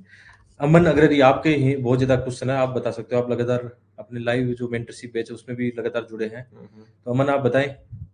आवाज आ रही है तो बताएं, आपका क्वेश्चन किन से है और क्या क्वेश्चन है? शॉर्ट में पूछना, ज्यादा बड़ा नहीं पूछना। हेलो अमन, आवाज आ रही है? जी सर, हेलो। हाँ अमन बताएं। जी सर, मेरा एक प्रश्न है आपसे। हाँ, सर, हिंदी साहित्य में सर मेरे पास कंटेंट तो अवेलेबल है, बट सर ये समझ नहीं आ रहा है मैं उत्तर कहाँ से उसका लिखूं। जैसे पीआईक्यू है तो उसका उत्तर कैसे लिखूं सर, कहाँ से लिखूं, किस ऐप से लिखूं, ये नहीं समझ में आ रहा है सर। भाई अमन जी, आंसर देखो जी पीवाई। आप, मैंने बताया कि पीवाई के जो क्वेश्चन पढ़े हैं ना आपने, जी सर मैंने टॉपिक वाइज जैसे एक ही पेज में अपना हिंदी लिटरेचर का पूरा सिलेबस है। जी तो जैसे टॉपिक वाइज मैंने बताया पहला ही, जैसे भाषा खंड में था अपभ्रंश, अवहट और पुरानी हिंदी की व्याकरणिक विशेषताएं। जी जी तो आप 13 से लेके 23 24 तक के जितने भी क्वेश्चन देख लो, आपको पहला question most of the time यहीं से मिलेगा। जी आप एक वो ट्रेजेक्टरी समझ रहे हो कि हर बार क्वेश्चन ऐसा ही आ रहा है, क्वेश्चन कुछ चेंज ही नहीं होता, क्वेश्चन यही आता है अपभ्रंश की व्याकरणिक विशेषताएं बताइए, फिर अगले साल उसके पास कुछ नहीं बचेगा तो अब अवट की पूछ लेगा, उसके बाद कुछ नहीं बचेगा तो पुरानी हिंदी पूछ लेगा, फिर वो सोचेगा कि यार कहाँ से पूछूं, तो इनमें दोनों में कंपैरिजन करवा लेगा। सर क्या तो मैं मॉडल आंसर के लिए चैट जीपीटी का प्रयोग कर सकता हूँ? चैट जी मैंने तो किया नहीं है कभी, लेकिन ये है कि आप अपने नोट से ऐसे क्वेश्चन का आंसर लिख सकते हो। हमने यही ट्राई किया कि इंट्रो में ये लिखूंगा, बॉडी पार्ट में लिख दूंगा और नीचे ये लिख दूंगा, इतना अगर आप खुद से बना लोगे जी और उसी को फिर चिपका के आ जाना है वहां, क्योंकि क्वेश्चन वही आने वाला है। तो ये स्ट्रेटेजी मेरे हिसाब से बढ़िया रहती है। फिर वो 3 महीने का जो दृष्टि करवाती है ना, जी जी वो कर लोगे तो मेरे आपकी लगभग तैयारी पूरी हो जाती है उसमें। जी। ठीक है। और सर जैसे सर हमारे प्रिय गुरु जी सर डीजे सर पढ़ा रहे हैं, मॉडल आंसर मतलब डेली प्रोवाइड कराते हैं, हाँ हाँ और उसका उपयोग मैं जैसे उसको जैसे देख के कर रहा हूँ अभी प्रेजेंट टाइम, और सीख भी रहा हूँ। क्या उस तरह क्वेश्चन फिर आएंगे? वैसे उस तरह के उत्तर लिख पाएंगे? बिल्कुल लिख पाओगे। बिल्कुल लिख पाओगे यार, आप ही लिख रहे हो। हाँ। तो उसमें क्या जी है जी भाई, देखो स्टार्टिंग में हम भी आपके जैसे ही थे, ऐसे कोई अलग जी जगह से नहीं आए या अलग तरीके से नहीं लिखे हैं। वो एक टाइम होता है, टाइम के बाद धीरे धीरे आदमी आप समझने लग जाता है कि इस तरीके से आंसर लिखे जाते हैं। तो अपने आप को कभी ऐसे मत समझना कि यार ये तो इस तरीके से लिख रहे हैं, हम इस तरीके से लिख रहे हैं। धीरे धीरे आप टाइम लगाओगे, बस ये है कि आपको सर के साथ कंसिस्टेंट रहना है, ये जो लिखवा रहे हैं उनको जी लिख जी रहे हैं। जी। हम टॉपर्स की कॉपी है, पॉइंट्स में उन्होंने कैसे लिखा है वो देखते रहोगे तो कंप्लीट हो जाएगा आपका वो। ठीक है ना। Sir confidence. मेरा एक छोटा सा क्वेश्चन और है सर आपसे। भाई हाँ बताओ जैसे लास्ट। दृष्टि का मेरा पूरा मतलब कि पूरी नोट्स मेरे पास है सर, हाँ हाँ बट ये नहीं समझ पा रहा हूँ कि उत्तर कैसे लिखूं, उनकी नोट से लिखूं सर, या कोई ऐप का प्रयोग करूं मैं उत्तर लिखने के लिए सर? भाई मैंने बताया नोट्स में से जो बना रखे हैं, मैंने बता दिया आपको कि सिलेबस वाइज वो बना रखे हैं ना, कि इंट्रो क्या लिखना है, बॉडी क्या है, बेस्ट लिख लो उसमें से चुन के, जी जी जी जी वो करके आना है। नोट्स में से बनाओगे और कहाँ से बनाओगे यार। जी। ठीक है अमन जी, और भी चल। थोड़े क्वेश्चन है हाँ तो अमन, आपके आई काफी होप। क्वेश्चन नो है। सर। ठीक है ना भाई, okay thank sir, thank you sir, thank you sir, thank you, thank you, thank you. You.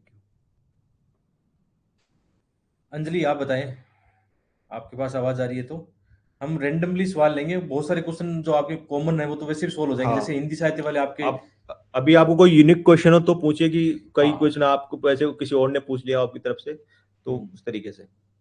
Anjali बताइए।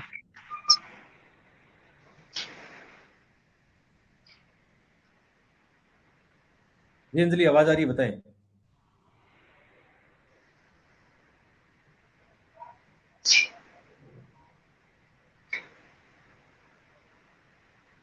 और शायद आज नहीं दी है। हाँ, एक बार माइक की प्रॉब्लम होती है मतलब। आपकी आवाज नहीं आ रही अंजलि जी। नहीं, बच्चों की दिखी। अच्छा। हाँ। हम्म। चलो कोई नहीं अंजलि, दोबारा तरीके दोबारा करेंगे ट्राई आपसे। करना। हाँ।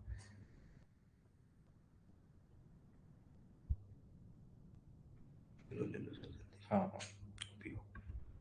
ममता आप बताएं, आवाज आ रही हो तो।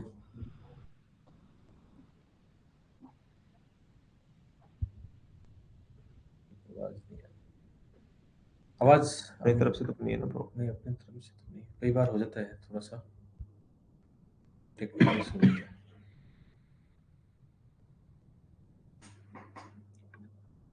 हरविंदर कौर आप बताएं, आवाज आ रही हो तो।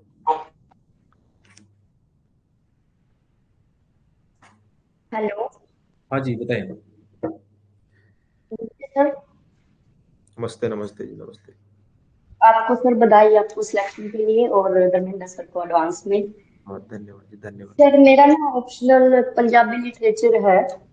ओके। जैसे लिटरेचर आपका वैसे भी पंजाबी है, सेम ही सर इसमें यही जो आपके खंड हैं, जैसे व्याख्या खंड है, काव्य खंड है, पद खंड बोलते हैं। हम्म। जो उनको टॉपिक वाइज अपने आप से जो मैंने कोचिंग की थी ना, तो वो ये थे वो मेमोराइज करके टॉपिक वाइज खुद से लिख रही हूँ। ठीक है क्या सर?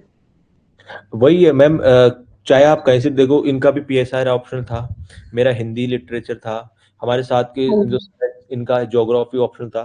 तो हम सबकी स्ट्रेटजी सेम ही रही है। स्ट्रेटजी क्या है, आप सिलेबस को देखिए, सिलेबस में पहला टॉपिक क्या लिखा है वो लिखिए, उसके बाद यूपीएससी ने क्या क्वेश्चन पूछे हैं उनका अगर आंसर भी लिख लिया ना उस टॉपिक के, हाँ जी सर। तैयारी पूरी हो जाती है मैम। और बस आंसर ये है कि आप बेस्ट तरीके से लिख लो, तो टाइम लगा लो, चाहे आधा घंटा, 1 घंटा, 2 घंटा लगा लो, लेकिन उसको बेस्ट बना लो कि यार ये क्वेश्चन आया हुआ है, इस तरीके से मैं लिख दूं, ये पॉइंट मैं लिख दूंगी तो बेस्ट लगेगा। जी सर। वही सर क्वेश्चन। मेरा नोट्स जो जीएस के नोट्स है ना वो सर के ना था, मैं वर्किंग हूँ सर और मैरिड हूँ। हाँ कोई बात नहीं मैम, इसमें इनफ इस सेंस में देखिए कि आपके जो पीवाईक्यू क्वेश्चन है वो पूरे अच्छे से हो पा रहे हैं या नहीं हो पा रहे। एनालिसिस अपना यही है कि अगर अपनी डिमांड पूरी हो पा रही है तो अच्छे हैं, नहीं हो पा रही तो भाई नहीं है, चाहे कहीं से बना लो फिर वो नोट्स। जी सर। हाँ तो डिमांड के अकॉर्डिंग पीवाईक्यू उठा के देख लो, उसके अकॉर्डिंग अगर सही से लिख पा रहे हो आप तो इनफ है।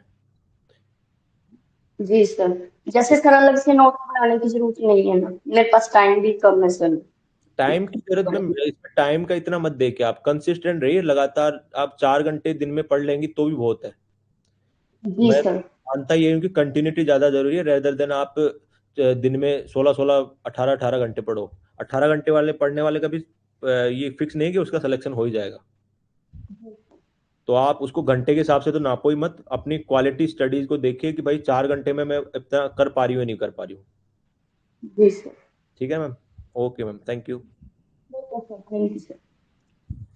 कुछ क्वेश्चन और आए हैं हमारे पास। तो एक तो कितने क्वेश्चन प्रीलिम्स में अटेम्प्ट लेने चाहिए, ये एक बड़ा रहता है इशू। हमने तो आपने कितने की? मैंने तो 9, मैं पहले शुरुआत में बहुत कम करता था, 2-3 अटेम्प्ट में हाँ लगभग सेव करता था 75-80, लेकिन लास्ट के 3 अटेम्प्ट में मैंने 90 प्लस अटेम्प्ट 90 प्लस। आपका?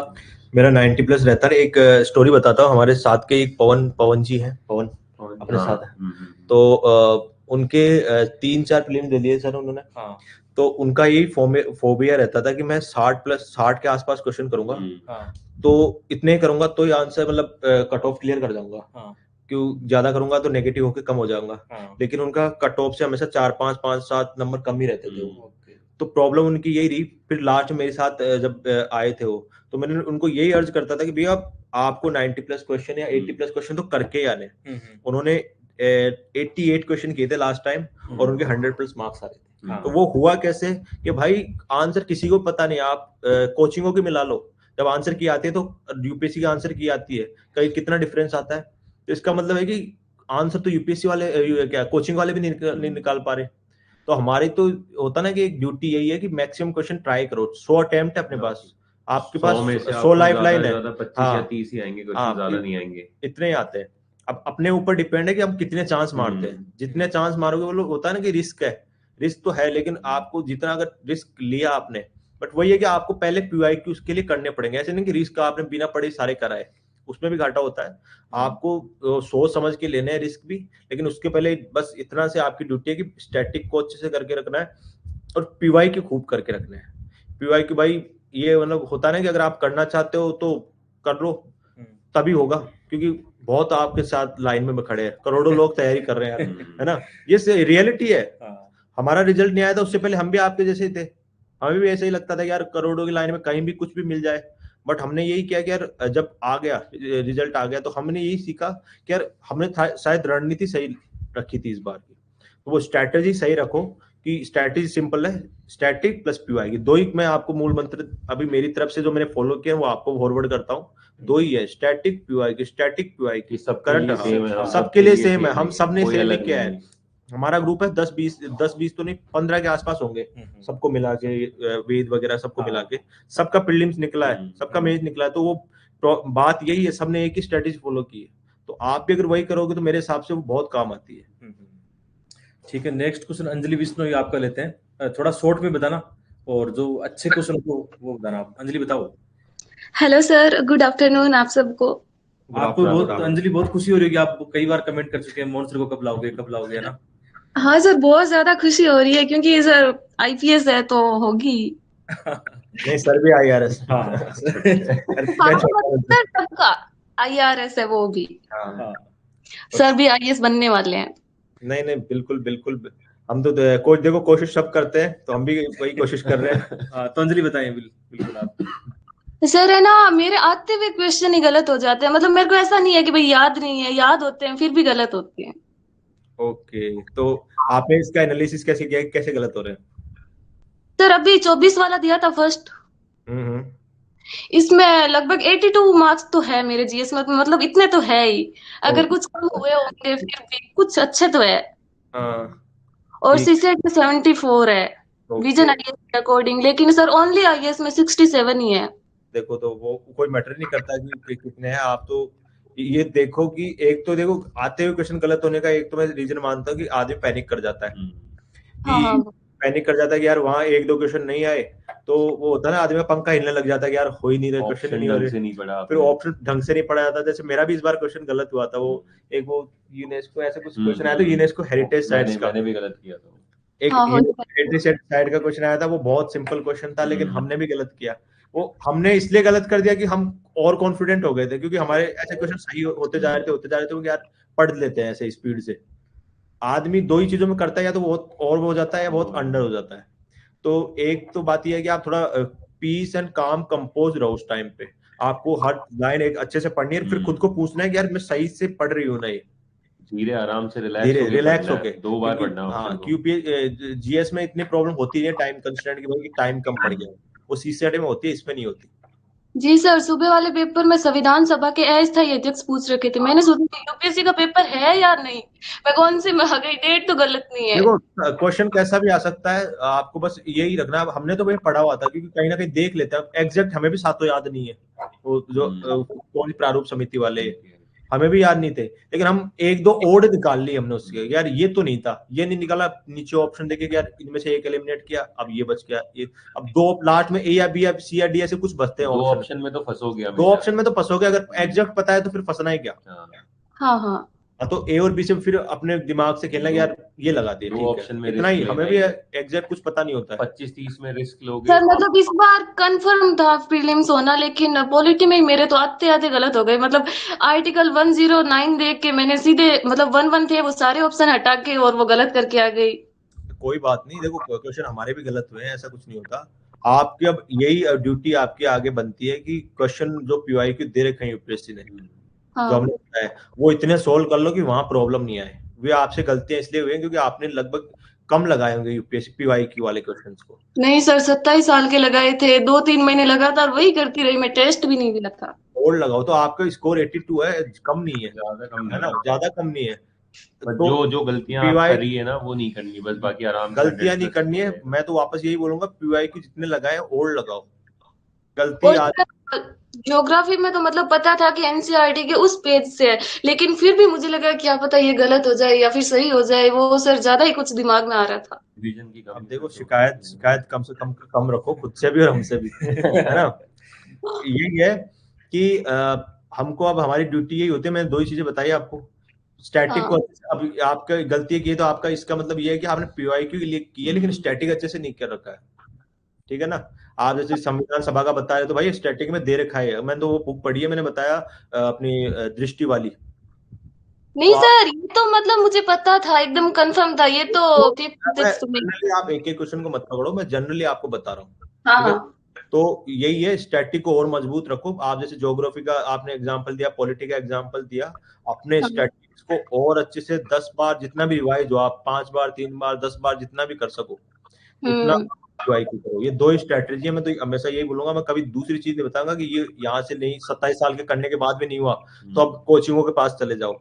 नहीं भाई, इसी पे यहीं से सिलेक्शन होगा, ठीक है ना। जी ओके मैम। एक करंट अफेयर का आप दोनों को जल्दी से बता दो कि करंट अफेयर का मंथली मैगजीन या पीटी 365। मैं तो पीटी पीटी 365। वो ठीक है, मतलब फाइनली मैं तो सर इस बार वो भी नहीं पढ़ पाया था। अच्छा हाँ, मैं भी कभी हम पढ़ी थी। सेलिब्रेशन में ज्यादा रह गए ये थे। बहुत इंपॉर्टेंट होता है कि बच्चे सबसे ज्यादा करंट अफेयर को लेकर कंफ्यूज रहते हैं। हाँ। मुझे तो आप ये जितने देख रहे हैं हमें ये बता देना कि कितने स्टैटिक्स है, कितने करंट अफेयर से क्वेश्चन करंट आए। आपको डायरेक्ट हाँ, मिलेगा ही नहीं वहां पे आप कोई। इतने करके बता दोगे तो खुद पता लगा लो हाँ। कि यार करंट कितना पढ़ना चाहिए आदमी को। करंट आप लास्ट के 1-2 महीने में पीटी 365 आती है, हाँ। हिंदी में इंग्लिश में दोनों दोनों में आते हैं, देख 2 लो। बारी रिवाइज करो, ये बहुत है। इतना ही है। सिकंदर आप हो वहां तो बताओ जल्दी से, आप शॉर्ट में पूछे। हाँ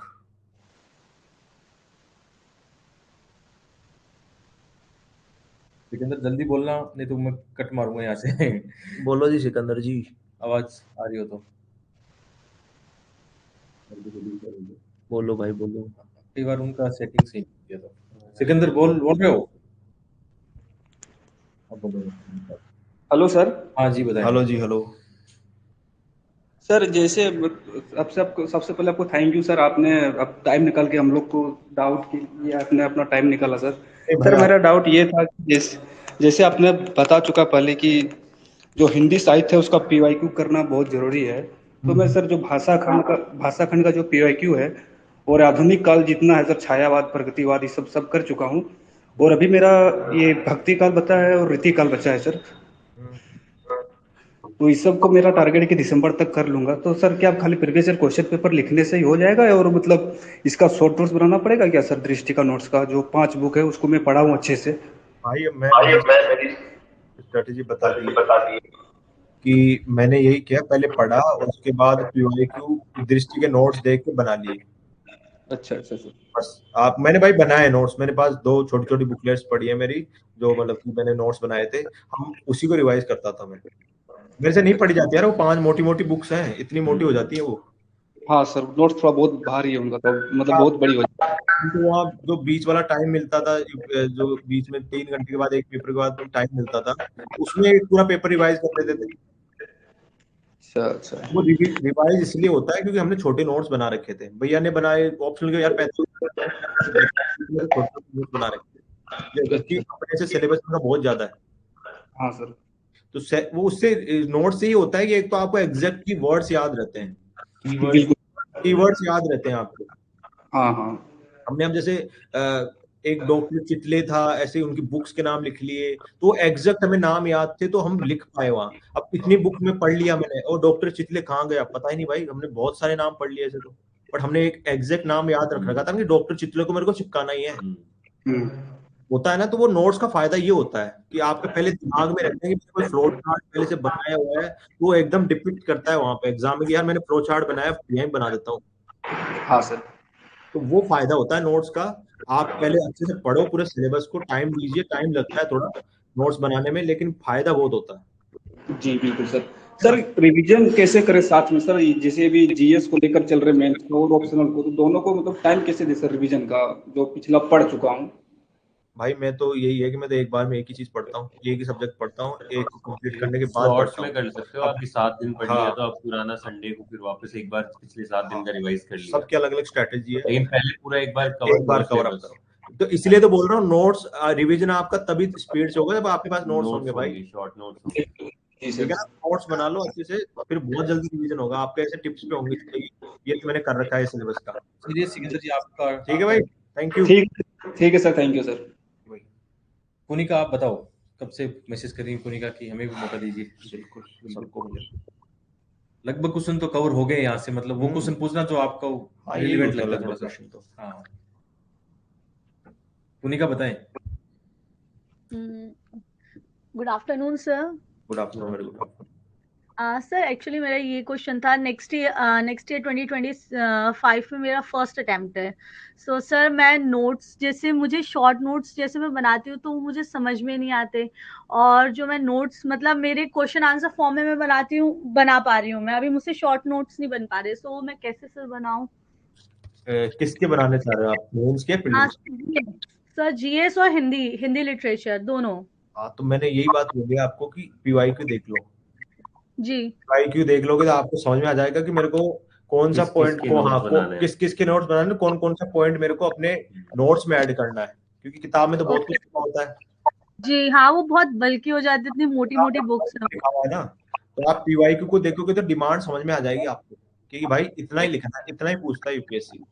आसपास का पूछेगा तो फिर वो अपन मैनेज कर लेते हैं, तो एग्जैक्ट चीज हम पहले से प्रिपेयर करके इतनी नहीं जा सकते, लेकिन जितनी हम कर सकते हैं अपनी तरफ से पीवाईक्यू को देख के, उतना तो अपनी खुशी होती है यार कि अब इसको कंप्लीट करो। हमने भी किया है तो आपको भी करना चाहिए मेरे हिसाब से, तभी होता है।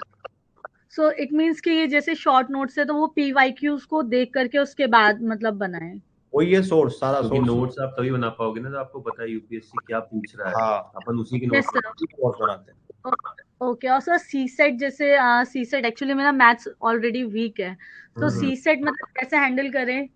हमारा भी वीक ही है, मेरा भी वीक ही है सी सेट, बट अभी कभी रुका। तो मैंने पहले ही बताया था, तीनों पार्ट को बराबर रखो, ऐसे नहीं कि कमजोर है तो मैथ को छोड़ के चले जाओ, कभी मत करना है गलती। बहुत इजी क्वेश्चंस हाँ, भी आते हैं, बस। हमें आइडेंटिफाई करने हैं इजी बस। क्वेश्चंस को बस। यही है, सी सेट में जीतता वही है, उसको छोड़ना है। हाँ ओके सर।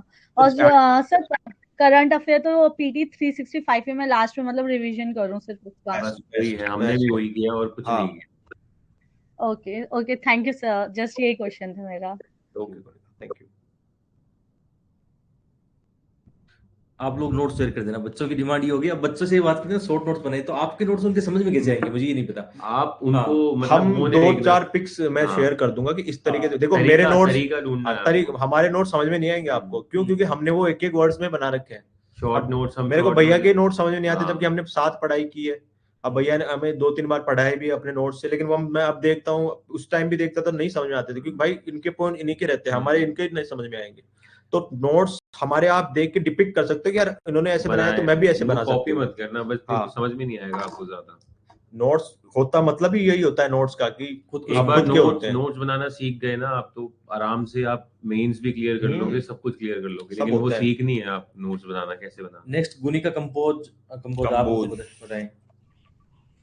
गुनी का अच्छा आंसर लिखती, मैंने आंसर भी देखे इनके और बढ़िया सर। आप लोगों की model hello sir, good afternoon sir. Hello, good afternoon sir, thank you, आपने हमें टाइम दिया। नहीं सर बता रहे थे कि आपका काफ़ी बिजी शेड्यूल रहता है, तो सर ने बोला था कि सर आज नहीं आ पाएंगे। सर वैसे मेरे ज़्यादा डाउट नहीं है, सर ने ऑलरेडी सारे डाउट्स क्लियर कर दिए हैं, बट मेरा सिर्फ एक ही डाउट है सर, वो हिंदी लिटरेचर को लेके है। उसमें ये है कि सर मेरे को ये समझ नहीं आ रहा कि मैं एग्जाम्पल कैसे चेंज करूं, क्योंकि सबकी ये डिमांड रहती है कि एग्जाम्पल सेम हो जा रहे हैं, तो वहाँ पे स्कोर भी डाउन हो रहा है। देखो एग्जाम्पल ये रहता हमारे ऊपर भी था इस बार कि हम एग्जाम्पल चेंज करें या नहीं करें। तो हमने बात की कईयों से, जैसे रवि सियाग सर से उनसे बात की, दिव्या मैम थी उनसे बात की। तो उनका यही था यार, एग्जैक्ट जो यूपीएससी का दृष्टि ने एग्जाम्पल बना रखे हैं ना, उसके एग्जैक्टली हम ढूंढ नहीं पाएंगे कहीं भी कि कोई बात बोली हमने कि ये बोला बिहारी जी ने, तो उसका एग्जैक्ट हम कोई दोहा लिख पाए, क्योंकि दृष्टि जिसने नोट्स लिखे हैं वो तो काफी स्कॉलर होंगे, पीएचडी कर रखे, तो उनको तो काफी एग्जाम्पल याद होंगे, तो एग्जैक्ट लिखा हुआ उन्होंने। जी सर, यही इशू था मेरे साथ। एक्चुअली मैं कहानी पढ़ रही थी, तो वहां से मेरे हिसाब से इतना ट्राई मत करो कि बहुत सारे एग्जाम्पल चेंज कर दो। हमारे पास एक ऐसे भी एग्जाम्पल है, राम चौधरी जी हमारे साथ थे, उन्होंने पेपर लिखा था तो उन्होंने बहुत एग्जाम्पल चेंज किए थे, फिर भी उनका सर वो स्कोर नॉर्मल है। तो जी सर, मैं कहानी पढ़ रही थी, तो मैं वहाँ पे सिर्फ के एग्जाम्पल तो चेंज कर पा रही हूँ, जैसे कि कहीं पर इंग्लिश वर्ड यूज किया हुआ है तो अंग्रेजी में लिखा हुआ है, कहीं पे तत्सम शैली यूज किया है, तो वहाँ चेंज हो गया है। ऐसे हो सकता है, बट इतना चेंज करना है कि आप पूरी दुनिया से अलग दिखने लग जाओ, फिर वो नहीं सर, यार ये क्या लिख रही है। मेरे को ये डर लगता है, होता है ना कि आदमी ट्राई तो करता है, हम अलग और दिखने की कोशिश करते हैं, लेकिन कभी कभी और इतना और हो जाता है कि वो सामने वाले को ऐसे लगता है कि यही गलत लिख रहा है। Okay sir. Sir Dharmendra sir से मेरी एक रिक्वेस्ट थी, सर प्लीज मुझे एक बार आंसर रिव्यू दे दीजिएगा। मुझे समझ नहीं आ रहा मुझे क्या चेंज करना है। ठीक है कर लेंगे वो। चलिए गुनिका, ठीक है ना? Okay गुनिका, okay sir, thank you. Arun कहाँ गया? बहुत ज्यादा बात अरुण करनी जी है। को बुलाओ। अरुण प्रजापति, हाँ उनको बात करनी है, मतलब बताओ। हाँ अरुण प्रजापति बताइए, शॉर्ट में अपना सवाल पूछे, अच्छा वाला सवाल पूछे, जो रिपीट हो सके वो ना पूछे। हेलो, हाँ अरुण जी बोलिए। फर्स्ट ऑफ ऑल तो सर आप सभी को मेरा नमस्कार। नमस्कार। सर मेरा क्वेश्चन ये था कि जैसे पीवाई का एनालिसिस हम करते हैं, तो उसका कोई मेथड है कि जिससे कि हम मतलब सब बोलते हैं पीवाई का एनालिसिस करना है, तो उसका कोई मेथड हो? कौन से वाले का? मेंस का या प्रीलिम्स का? ना, मेंस के पीवाई क्यू का। मेंस के एनालिसिस यार यही है कि हम कैसे और चीजों को इनकलकेट कर सकते हैं। एनालिसिस किसी का आंसर सेम नहीं होगा, ये तो मानते हैं। जी सर। तो एनालिसिस जो आए हुए हैं, बुक को उठा लो, लिखे हुए जैसे हम सुने की बुक आती है मेंस के लिए जी, उठाते थे और उसमें हम खुद का ऐड ऑन कर लेते थे।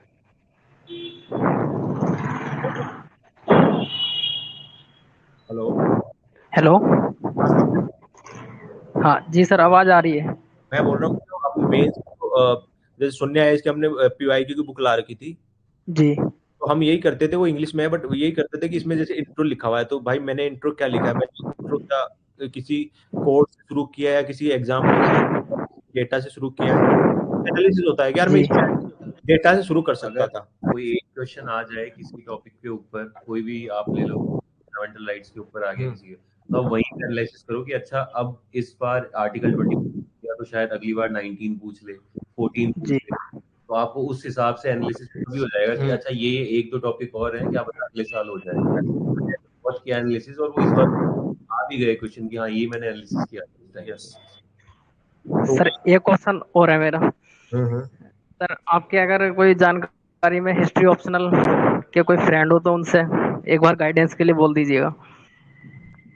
ऑप्शन एक ये भी बता दो साथ में क्वेश्चन रहता है कि ऑप्शन सब्जेक्ट मतलब हिंदी मीडियम, मतलब ये डाउट हिंदी मीडियम हिंदी साहित्य ठीक है कि नहीं, मतलब हिंदी मैं कैसे बताऊंगा कि कोई और सही है।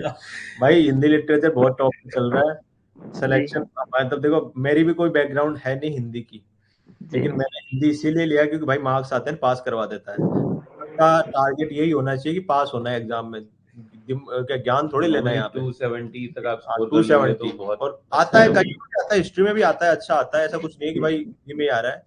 अब मैं हिंदी का इन्होंने पूछा कि कौन है, मनोज है, हिस्ट्री के मनोज चायल, मनोज सोनी चायल है हमारा दोस्त, फाइनेंस बंदा बोलते हैं। हाँ के आसपास थे, हिंदी मीडियम है उनके, हिंदी मीडियम। तो उनकी रणनीति कहाँ मिल सकती है? रणनीति तो आप बात करवा दूंगा और तो कहीं नहीं।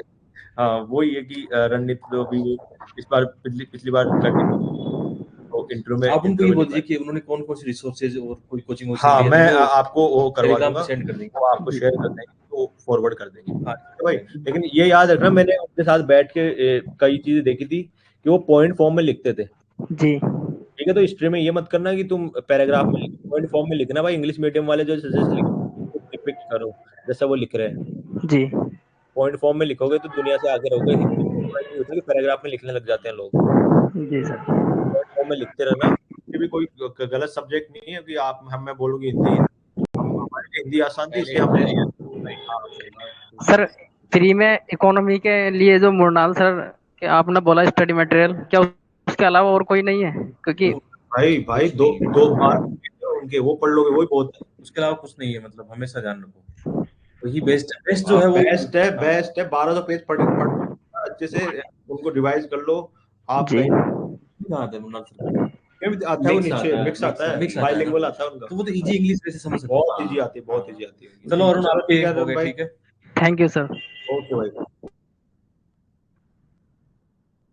मुझे डीजे सर के नोट्स के बारे में पूछना है। चलो एक दो चार और लेते हैं बच्चों की, बहुत आप लोगों को कि वो मिस करते हैं बहुत ज्यादा कि आप आए हो उनसे बात करने के लिए। तो एक दो कमेंट और लेते हैं। आप थक गए हो वैसे मुझे पता है, और आपको इमरजेंसी में कहीं जाना भी है। हाँ, टाइम क्या हो गया सर? हाँ एक दो डाउट और लेते हैं बच्चों के। बाकी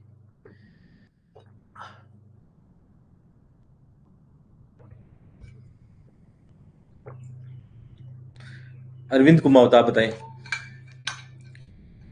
देखो सभी की डाउट नहीं ले पाएंगे, लेकिन कुछ कुछ रेंडमली डाउट लेंगे आप। अरविंद आप हो तो बताएं।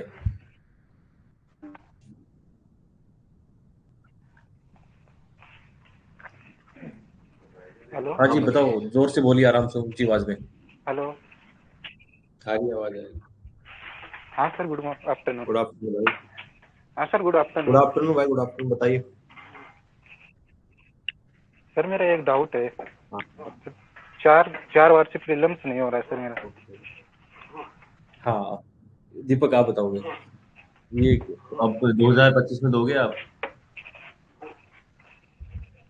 हेलो, हाँ जी आपकी आवाज सुनाई दे रही है, मैं आप तो बताइए क्या है, वही था। तो कहाँ सी सेट रुक रहा है या जीएस रुक रहा है? हेलो अरविंद आवाज नहीं आ रही आपकी, शायद कनेक्टिविटी की इशू हो गई है ना। अब मोटा मोटा बता दिया कि 4 बार से नहीं हो रहा, तो एक बार बता। 4 बार से नहीं हो रहा आपका, तो इसमें ज्यादा डिमोटिवेट होने वाली कोई बात नहीं है। एक बार ही बस प्रीलिम्स क्लियर होता है। मेंस की आप 4 बारी से, अगर मैं ये यकीन कर रहा हूँ कि आप मेंस अच्छी तरीके से तैयार कर चुके हो, आप 25 में अपना, जैसे सी सेट की हमने बता दिया, अगर आपका सी सेट रुक रहा है तो जीएस में भी आपको रिवीजन पे ज्यादा फोकस करना है और पीवाईक्यू पे करना है, तो आप डेफिनेटली 2025 में क्लियर करोगे। और मेंस भी आप कर चुके होंगे अभी तक 4 अटेम्प्ट में। अगर प्री पे मत रहना कभी भी, मेंस की तैयारी साथ साथ चलती रहनी चाहिए। तो जब भी मौका मिले मेंस का, आप मेरे जैसे मेरे को एक बार ही मौका मिला तो मैं सिलेक्शन लेके निकल गया। भाई स्ट्रेटेजी वही है, हमने पहले ही बताया, स्टैटिक प्लस पीवाईक्यू, बस एक इन्हीं है पे ये। रहना हो जाता है, इतना इन ज्यादा पे हार्ड एंड अभी फास्ट नहीं हमने है। बता दिया, लेकिन इन ये स्टैटिक प्लस रिवीजन पे केवल 10-15 लोग ही रहेंगे, कितने ही रहेंगे, क्योंकि ज्यादा हाँ। कोई मटेरियल दिखा, हाँ ये हाँ। वाला अच्छा है, ये वाला अच्छा है, ये वाला, ये बात- मैंने गलती करी है। मैंने पिछले 1-2 अटेम्प्ट में की है शुरुआती में कि हाँ ये वाली कोचिंग भी पढ़ लूँ, ये वाली कोचिंग भी पढ़ लूँ, ये वाली कोचिंग पढ़ लूँ, सब कुछ पढ़ लूँ मैं। देखो मार्केट में किताबें बहुत है, ज्ञान देने वाले बहुत हैं, हाँ। है ना। वो हम घूमते हैं बाजार में, हम चाय पीने भी जाते थे मुखर्जी नगर में, तो किताबें दिखती थी, हमारा मन करता था यार ये अच्छी है, उससे जो खरीद ली उससे अच्छी है। वो दिखता है ना कि जिसके पास वो होती नहीं है तो वो दूसरे वाली चीज ज्यादा अच्छी लगती है। बट हमारे ऊपर यही कंट्रोल रखा हमने कि यार किताबें रखनी नहीं है, लेके नहीं जानी है, पैसे भी सेव होते हैं, क्यों रखना है। सिंपल सी स्ट्रेटेजी है, स्टैटिक प्लस पीवाईक्यू लगा लो, जितना क्वेश्चन ज्यादा अटेम्प्ट कर पाओ वही है, हो जाता है भाई। ममता और अनुभव, आप लोग चैट में बार बार मैसेज कर रहे हैं, तो मतलब आपका हैंड ना तो हैंड रेज है, तो हम कैसे मतलब बताएं किसी को। अनुभव और ममता आपका हैंड रेज ही नहीं है। और बाकी अभी देखो 1.5 घंटा होने को गया, हम लोग 1 घंटा डिसाइड करे थे पहले कि 1 घंटा लेंगे आपका सेशन, अभी काफी कुछ हो गया मतलब। और ऐसे एथिक्स के लिए तो मैं काफी कुछ बता रहा हूँ, तो आप ऐसे एथिक्स के लिए तो सर जितना बता रहे हो ज्यादा, बहुत अरे वो नहीं ज्यादा है। मानते, मैं कह रहा हूँ ना, नहीं आप नहीं, बहुत ये होता है सिलेक्शन का, ये फर्क पड़ता है कि आप हमने- जो बोलोगे उनके लिए वो ज्ञान हमने एकदम। कॉपी वॉपी सारी हाँ। सर से ही चेक करवाते थे, हम कोई टेस्ट सीरीज वो सर ने तो एक कॉपी मेरी शेयर भी की थी आप लोगों के साथ शायद, हाँ, है ना? मैंने तो हम भेजते हैं इनको, हाँ। कॉपियां भेजते हैं भाई, इस बार ही सर भेजी से ही हमने। चेक कराते हैं, ये बहुत अच्छा हाँ। गाइड करेंगे आपको ऐसे वाले ऐसे नहीं कि केस में। सर को भेजी नहीं, हमने कॉपियां भेजते थे कि सर हमें भी थोड़ा बता दो सर, जबकि खुद मेंस दे रहे थे, फिर भी हमें बताते थे। बिल्कुल बिल्कुल। एक समरीन मलिक जी को बहुत बार एक ही एक क्वेश्चन आ रहा है, मेरा एक क्वेश्चन आ रहा है, मेरा एक तो question उनका आ रहा है। हैंड रेज नहीं कर रखा उन्होंने। क्वेश्चन आप टाइप कर दीजिए ना वहीं पे। हाँ, या तो क्वेश्चन टाइप कर दीजिए। चलो ममता आप बताइए, फिर कई देर से आप बेचैन है क्वेश्चन पूछने के लिए, बताइए ममता, आपको अलाउ किया गया है। नमस्ते सर। नमस्ते जी, नमस्ते। सर मुझे हिंदी लिटरेचर से संबंधित पूछना था कि जो व्याख्या खंड वाला है उसमें कहानियों की तो हो जाती है, लेकिन दिव्या और मेलांचल जैसे उपन्यास है उनको पढ़ना पड़ेगा क्या? बिल्कुल पढ़ना पड़ेगा, हमने पढ़ा है। पूरा का पूरा पढ़ना पड़ेगा क्या वो? कितना टाइम लगता है उसमें? पढ़ना पड़ता है, इसका ये सेंस नहीं कि हर बार पूरा ही पढ़ो, एक बार पढ़ लो, उसमें लगा लो जो अपने पास 20 रुपए का पेन आता है ना, हाइलाइटर, हाँ, उसमें से लगा लो कि व्याख्या की आ कौन सी सकती है, कहाँ से व्याख्या आ सकती है, इसमें ये 3 लाइनों से व्याख्या आ सकती है, इसमें आ सकती है, वो लगा लो और दूसरी बार पढ़ो तो उन्हीं लाइनों को पढ़ना है, पूरा उपन्यास नहीं पढ़ना है। हाँ सर ठीक। हाँ, तो उस तरीके से हो जाता है। मैंने भी लगा रखी है, मेरी किताबें मैंने जो खरीदी थी उनमें ये हाईलाइट किए थे। फिर मैं जब जैसे एग्जाम था तो 5 दिन का टाइम मिलता था, तो मैंने पहले दिन ही सारी किताबें खत्म कर दी थी, क्योंकि मैंने हाईलाइट कर रखी थी, तो उन्हीं हाईलाइट को पढ़ता था, हो गया बस, आना होगा तो आ जाएगा। और सर जो हिंदी में अभी रैंडम से क्वेश्चन आ रहे हैं उन्हें कैसे हैंडल करना है, जैसे मुस्लिम भक्त कवित्री वाला? वो तो हमसे भी नहीं हुए है, वो जो डिफिकल्ट है वो सबके डिफिकल्ट है। वो गंगा भक्ति विद्यापति वाली प्रॉब्लम यही हुई कि हम सबने एक ही जगह से पढ़े हैं नोट्स, ठीक है। हाँ, तो सर अलग क्या करें उसमें, थोड़ा वैल्यू ऐड करें? मैं तो कोई कुछ बोलूंगा नहीं, देखो, तो क्योंकि अलग करने की जरूरत है, क्योंकि अलग में हम इतने बड़े स्कॉलर भी नहीं है कि हमें पता हो एग्जैक्ट स्टडी मटेरियल कहाँ से लाए हम। सब कुछ तो कवर कर सब कुछ कवर होता भी नहीं है कभी होता भी यूपीएससी नहीं में, है, करना भी नहीं है सब कुछ हाँ। cover तो कोशिश करो कि पहले वाले जो पढ़ा रखे हैं वही रखो, उनके बेसिस पे लिख के मैं सारे क्वेश्चन आया हूँ। वो गंगा भक्ति पूछिए तो लिखा है हमने 2 पेज भाई, तो वो ये घुमा फिरा के लिखना पड़ता है उसको फिर, क्योंकि एग्जैक्ट तो किसी को नहीं आया। तो आप उस पे भी तो देखो ना, एक वो होता है ना क्या बोलते हैं कि नॉर्मलाइजेशन करो सबका, कि भाई सबने कैसा लिखा है, तो सबने जैसा लिखा है उससे थोड़ा भी अगर अच्छा लिख गया तो मेरे उनसे तो ज्यादा आएंगे ही। तो मैं तो रिकमेंड करूंगा नहीं कि अलग से कुछ पढ़ो, क्योंकि हमने नहीं किया यार, हमें केवल नहीं एक आया। बार अभी हुआ है, मुझे नहीं लगता कि अब चेंज करने चाहिए रिसोर्सेज, आप उसी पे नहीं, रहिए। हम तो बिल्कुल नहीं कहेंगे कि चेंज करो। मेन सबसे पहले बेसिक कर ले, वही काफी है। बेसिक कर लो, हमने अब वो एक दो बेसिक कर question तो रखा उल्टे आते हैं, था, बेसिक वो कर सारे। रखा था हमने, और उन बेसिक के बेसिस पे लिख के आए हैं सारा। हाँ ठीक है ममता, ओके आगे। ममता। हाँ सर, हाँ सर, थैंक यू। अनुभव, आपका एक क्वेश्चन था, जल्दी से बोलिए आप, डायरेक्ट क्वेश्चन बोलिए आप। अनुभव आवाज आ रही है तो बोलिए। हाँ सर, हेलो। हाँ बोलिए। Hello, good afternoon sir. Good afternoon भाई। सर जब पीवाईक्यू का क्वेश्चन जब जैसे मेंस का जब क्वेश्चन करने के लिए बैठते हैं तो सर कोई कोई ऐसा क्वेश्चन रहता है जो करंट बेस्ड रहता है। हाँ तो कभी कभी जब हम लोग टाइम सेट करते हैं, जैसे मैं सपोज कि 3 घंटे का टाइम सेट किए कि 3 घंटा में GS1 करना है, सपोज GS3 करना है जिसमें करंट अफेयर का वेटेज ज्यादा है। तो सर कभी कभी जब क्वेश्चन जब करने लगते हैं ना तो 2-3-4 क्वेश्चन जब करते हैं तो जब जो स्टैटिक क्वेश्चन रहता है बुक से रहता है ना तो वो कर लेते हैं, लेकिन जब करंट बेस्ड होता है तो उसमें सोचने लगते हैं और फिर टाइम चला जाता है तो धीरे धीरे डिमोटिवेट हो जाते हैं सर उस क्वेश्चन को करने के दौरान में। कोई एग्जैक्ट करंट का क्वेश्चन बताओ मुझे, जो एग्जैक्ट करंट का ही और आप स्टैटिक बेस पे ना लिख पाए हो। टेस्ट सीरीज के चक्कर में मत फंसना। टेस्ट सीरीज में जैसे विजन काफी हमने विजन के लिखे एग्जैक्ट क्वेश्चन वो प्रीलिम्स टाइप का क्वेश्चन पूछ देता है ना वो। भाई ऐसा क्वेश्चन नहीं पूछते, पूछता है। इतना ज्यादा करंट नहीं आता। इस बार टोल टैक्स पे फास्टैग का आया था, टेक्नोलॉजी है। सिंपल क्वेश्चन है, सिंपल क्वेश्चन था। हम तो उसमें चित्र बना के आए। तो सर थोड़ा उसको कैसे हैंडल करें? हम हैंडल ये स्टैटिक बेसिस पे लिखो उसको, करंट बेसिस पे क्या लिखना है उसको। अब जैसे फास्टैग का क्वेश्चन आप बता रहे हैं कि फास्टैग का क्वेश्चन आया था, भाई ये तो करंट में भी रहता है, स्टैटिक सबको पता है कि क्या होता है। फास्टैग में RFID टेक्नोलॉजी यूज होती है, तो वही है कि भाई यहाँ यूज होती है। अब हमारे 3 पेज भर नहीं रहते, हमने उसमें चित्र बना दिया, गाड़ी बना दी, वहाँ RFID निकलती वो दिखा दी, उसके क्या कैसे 1-2 पार्ट क्वेश्चन में पूछे तो वो लिख दिए, 3 पेज भर गए भाई। Yes sir. एग्जैक्टली क्वेश्चन होता है कि भाई एकदम ऑब्जेक्टिव टाइप का क्वेश्चन यूपीएससी ने पुट कर दिया, वो करंट अफेयर्स उसको बोलते हैं। जनरल का क्रूक्स ऑफ द टॉक यही है कि स्टैटिक के बेसिस पे लिखो। मेंस में फायदा यही है कि मैं लिखूंगा आंसर और मेरा आंसर मेरे अकॉर्डिंग ही सही होगा। दुनिया 13,000 बच्चे बैठ रहे हो, 13,000 बच्चों का सारा का अलग अलग आंसर होगा, बट किसी का ऐसा नहीं कि बिल्कुल गलत हो। ठीक है भाई, इतना लिखना है स्टैटिक बेसिस पे उसी क्वेश्चन को। और इसके कोचिंगों के चक्कर में मत फंसना इतना कि भाई इसमें ये पूछ रहे हैं। आप देखो ना यूपीएससी ने कैसा पूछा है। ठीक है भाई, थैंक यू। किशोरी सोलंकी जल्दी से आप मतलब पूछ लीजिए, वो हो जाएगा एडजस्ट।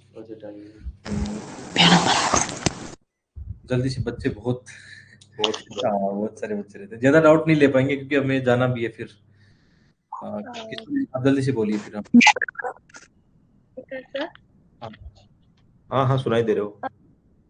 सर मेरा डाउट है, मैंने ऐसे हिंदी लिटरेचर PW से भी किया है और दृष्टि से भी किया है, तो अब कंफ्यूजन हूँ कि दृष्टि वाला फॉलो करूँ या PW वाला।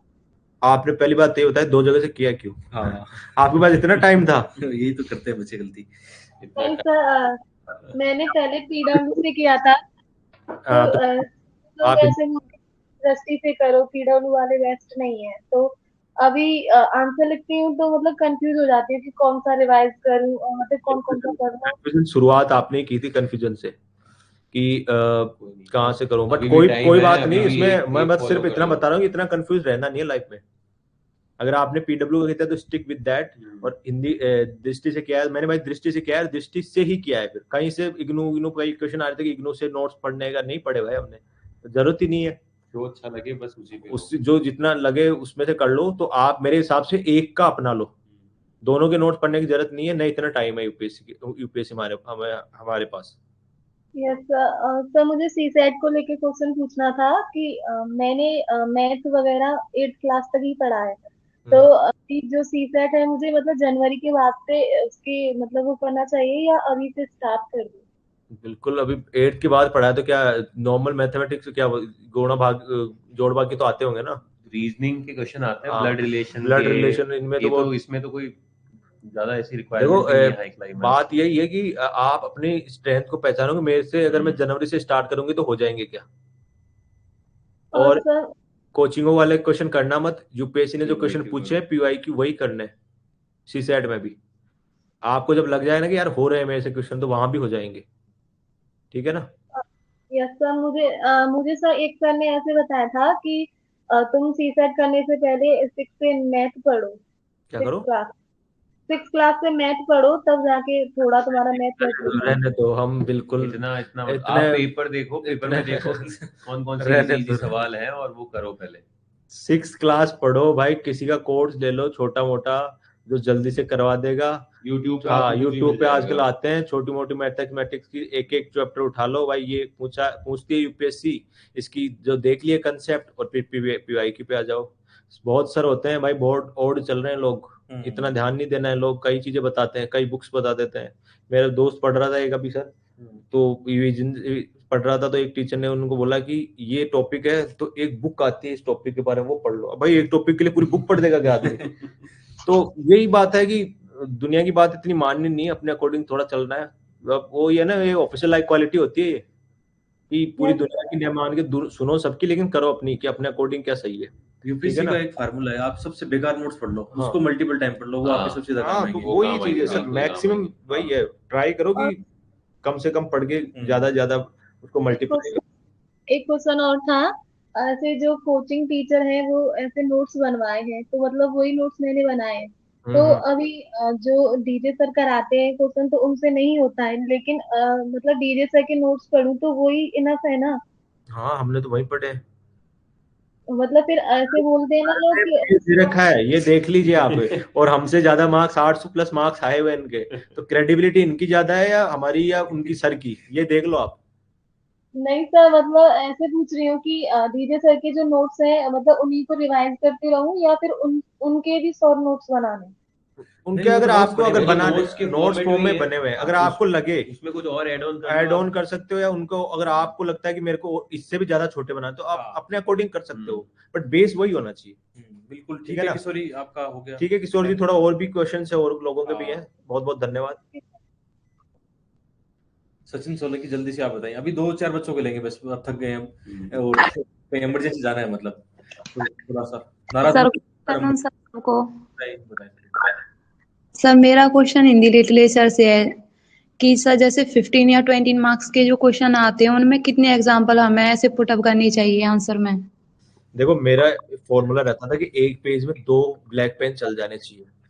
2 ब्लैक पेन का मतलब है 2 एग्जाम्पल, समझ रहे हो, एक पेज में।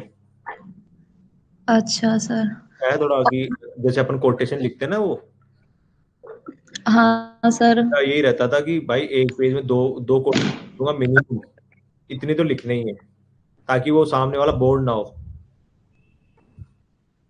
तो नोट्स उसी तरीके से बनाने हैं कि भाई मैंने कुछ लिखा और उसके नीचे उसको प्रूफ करने के लिए उसका एग्जाम्पल लिख दिया, ठीक है ना? ठीक है,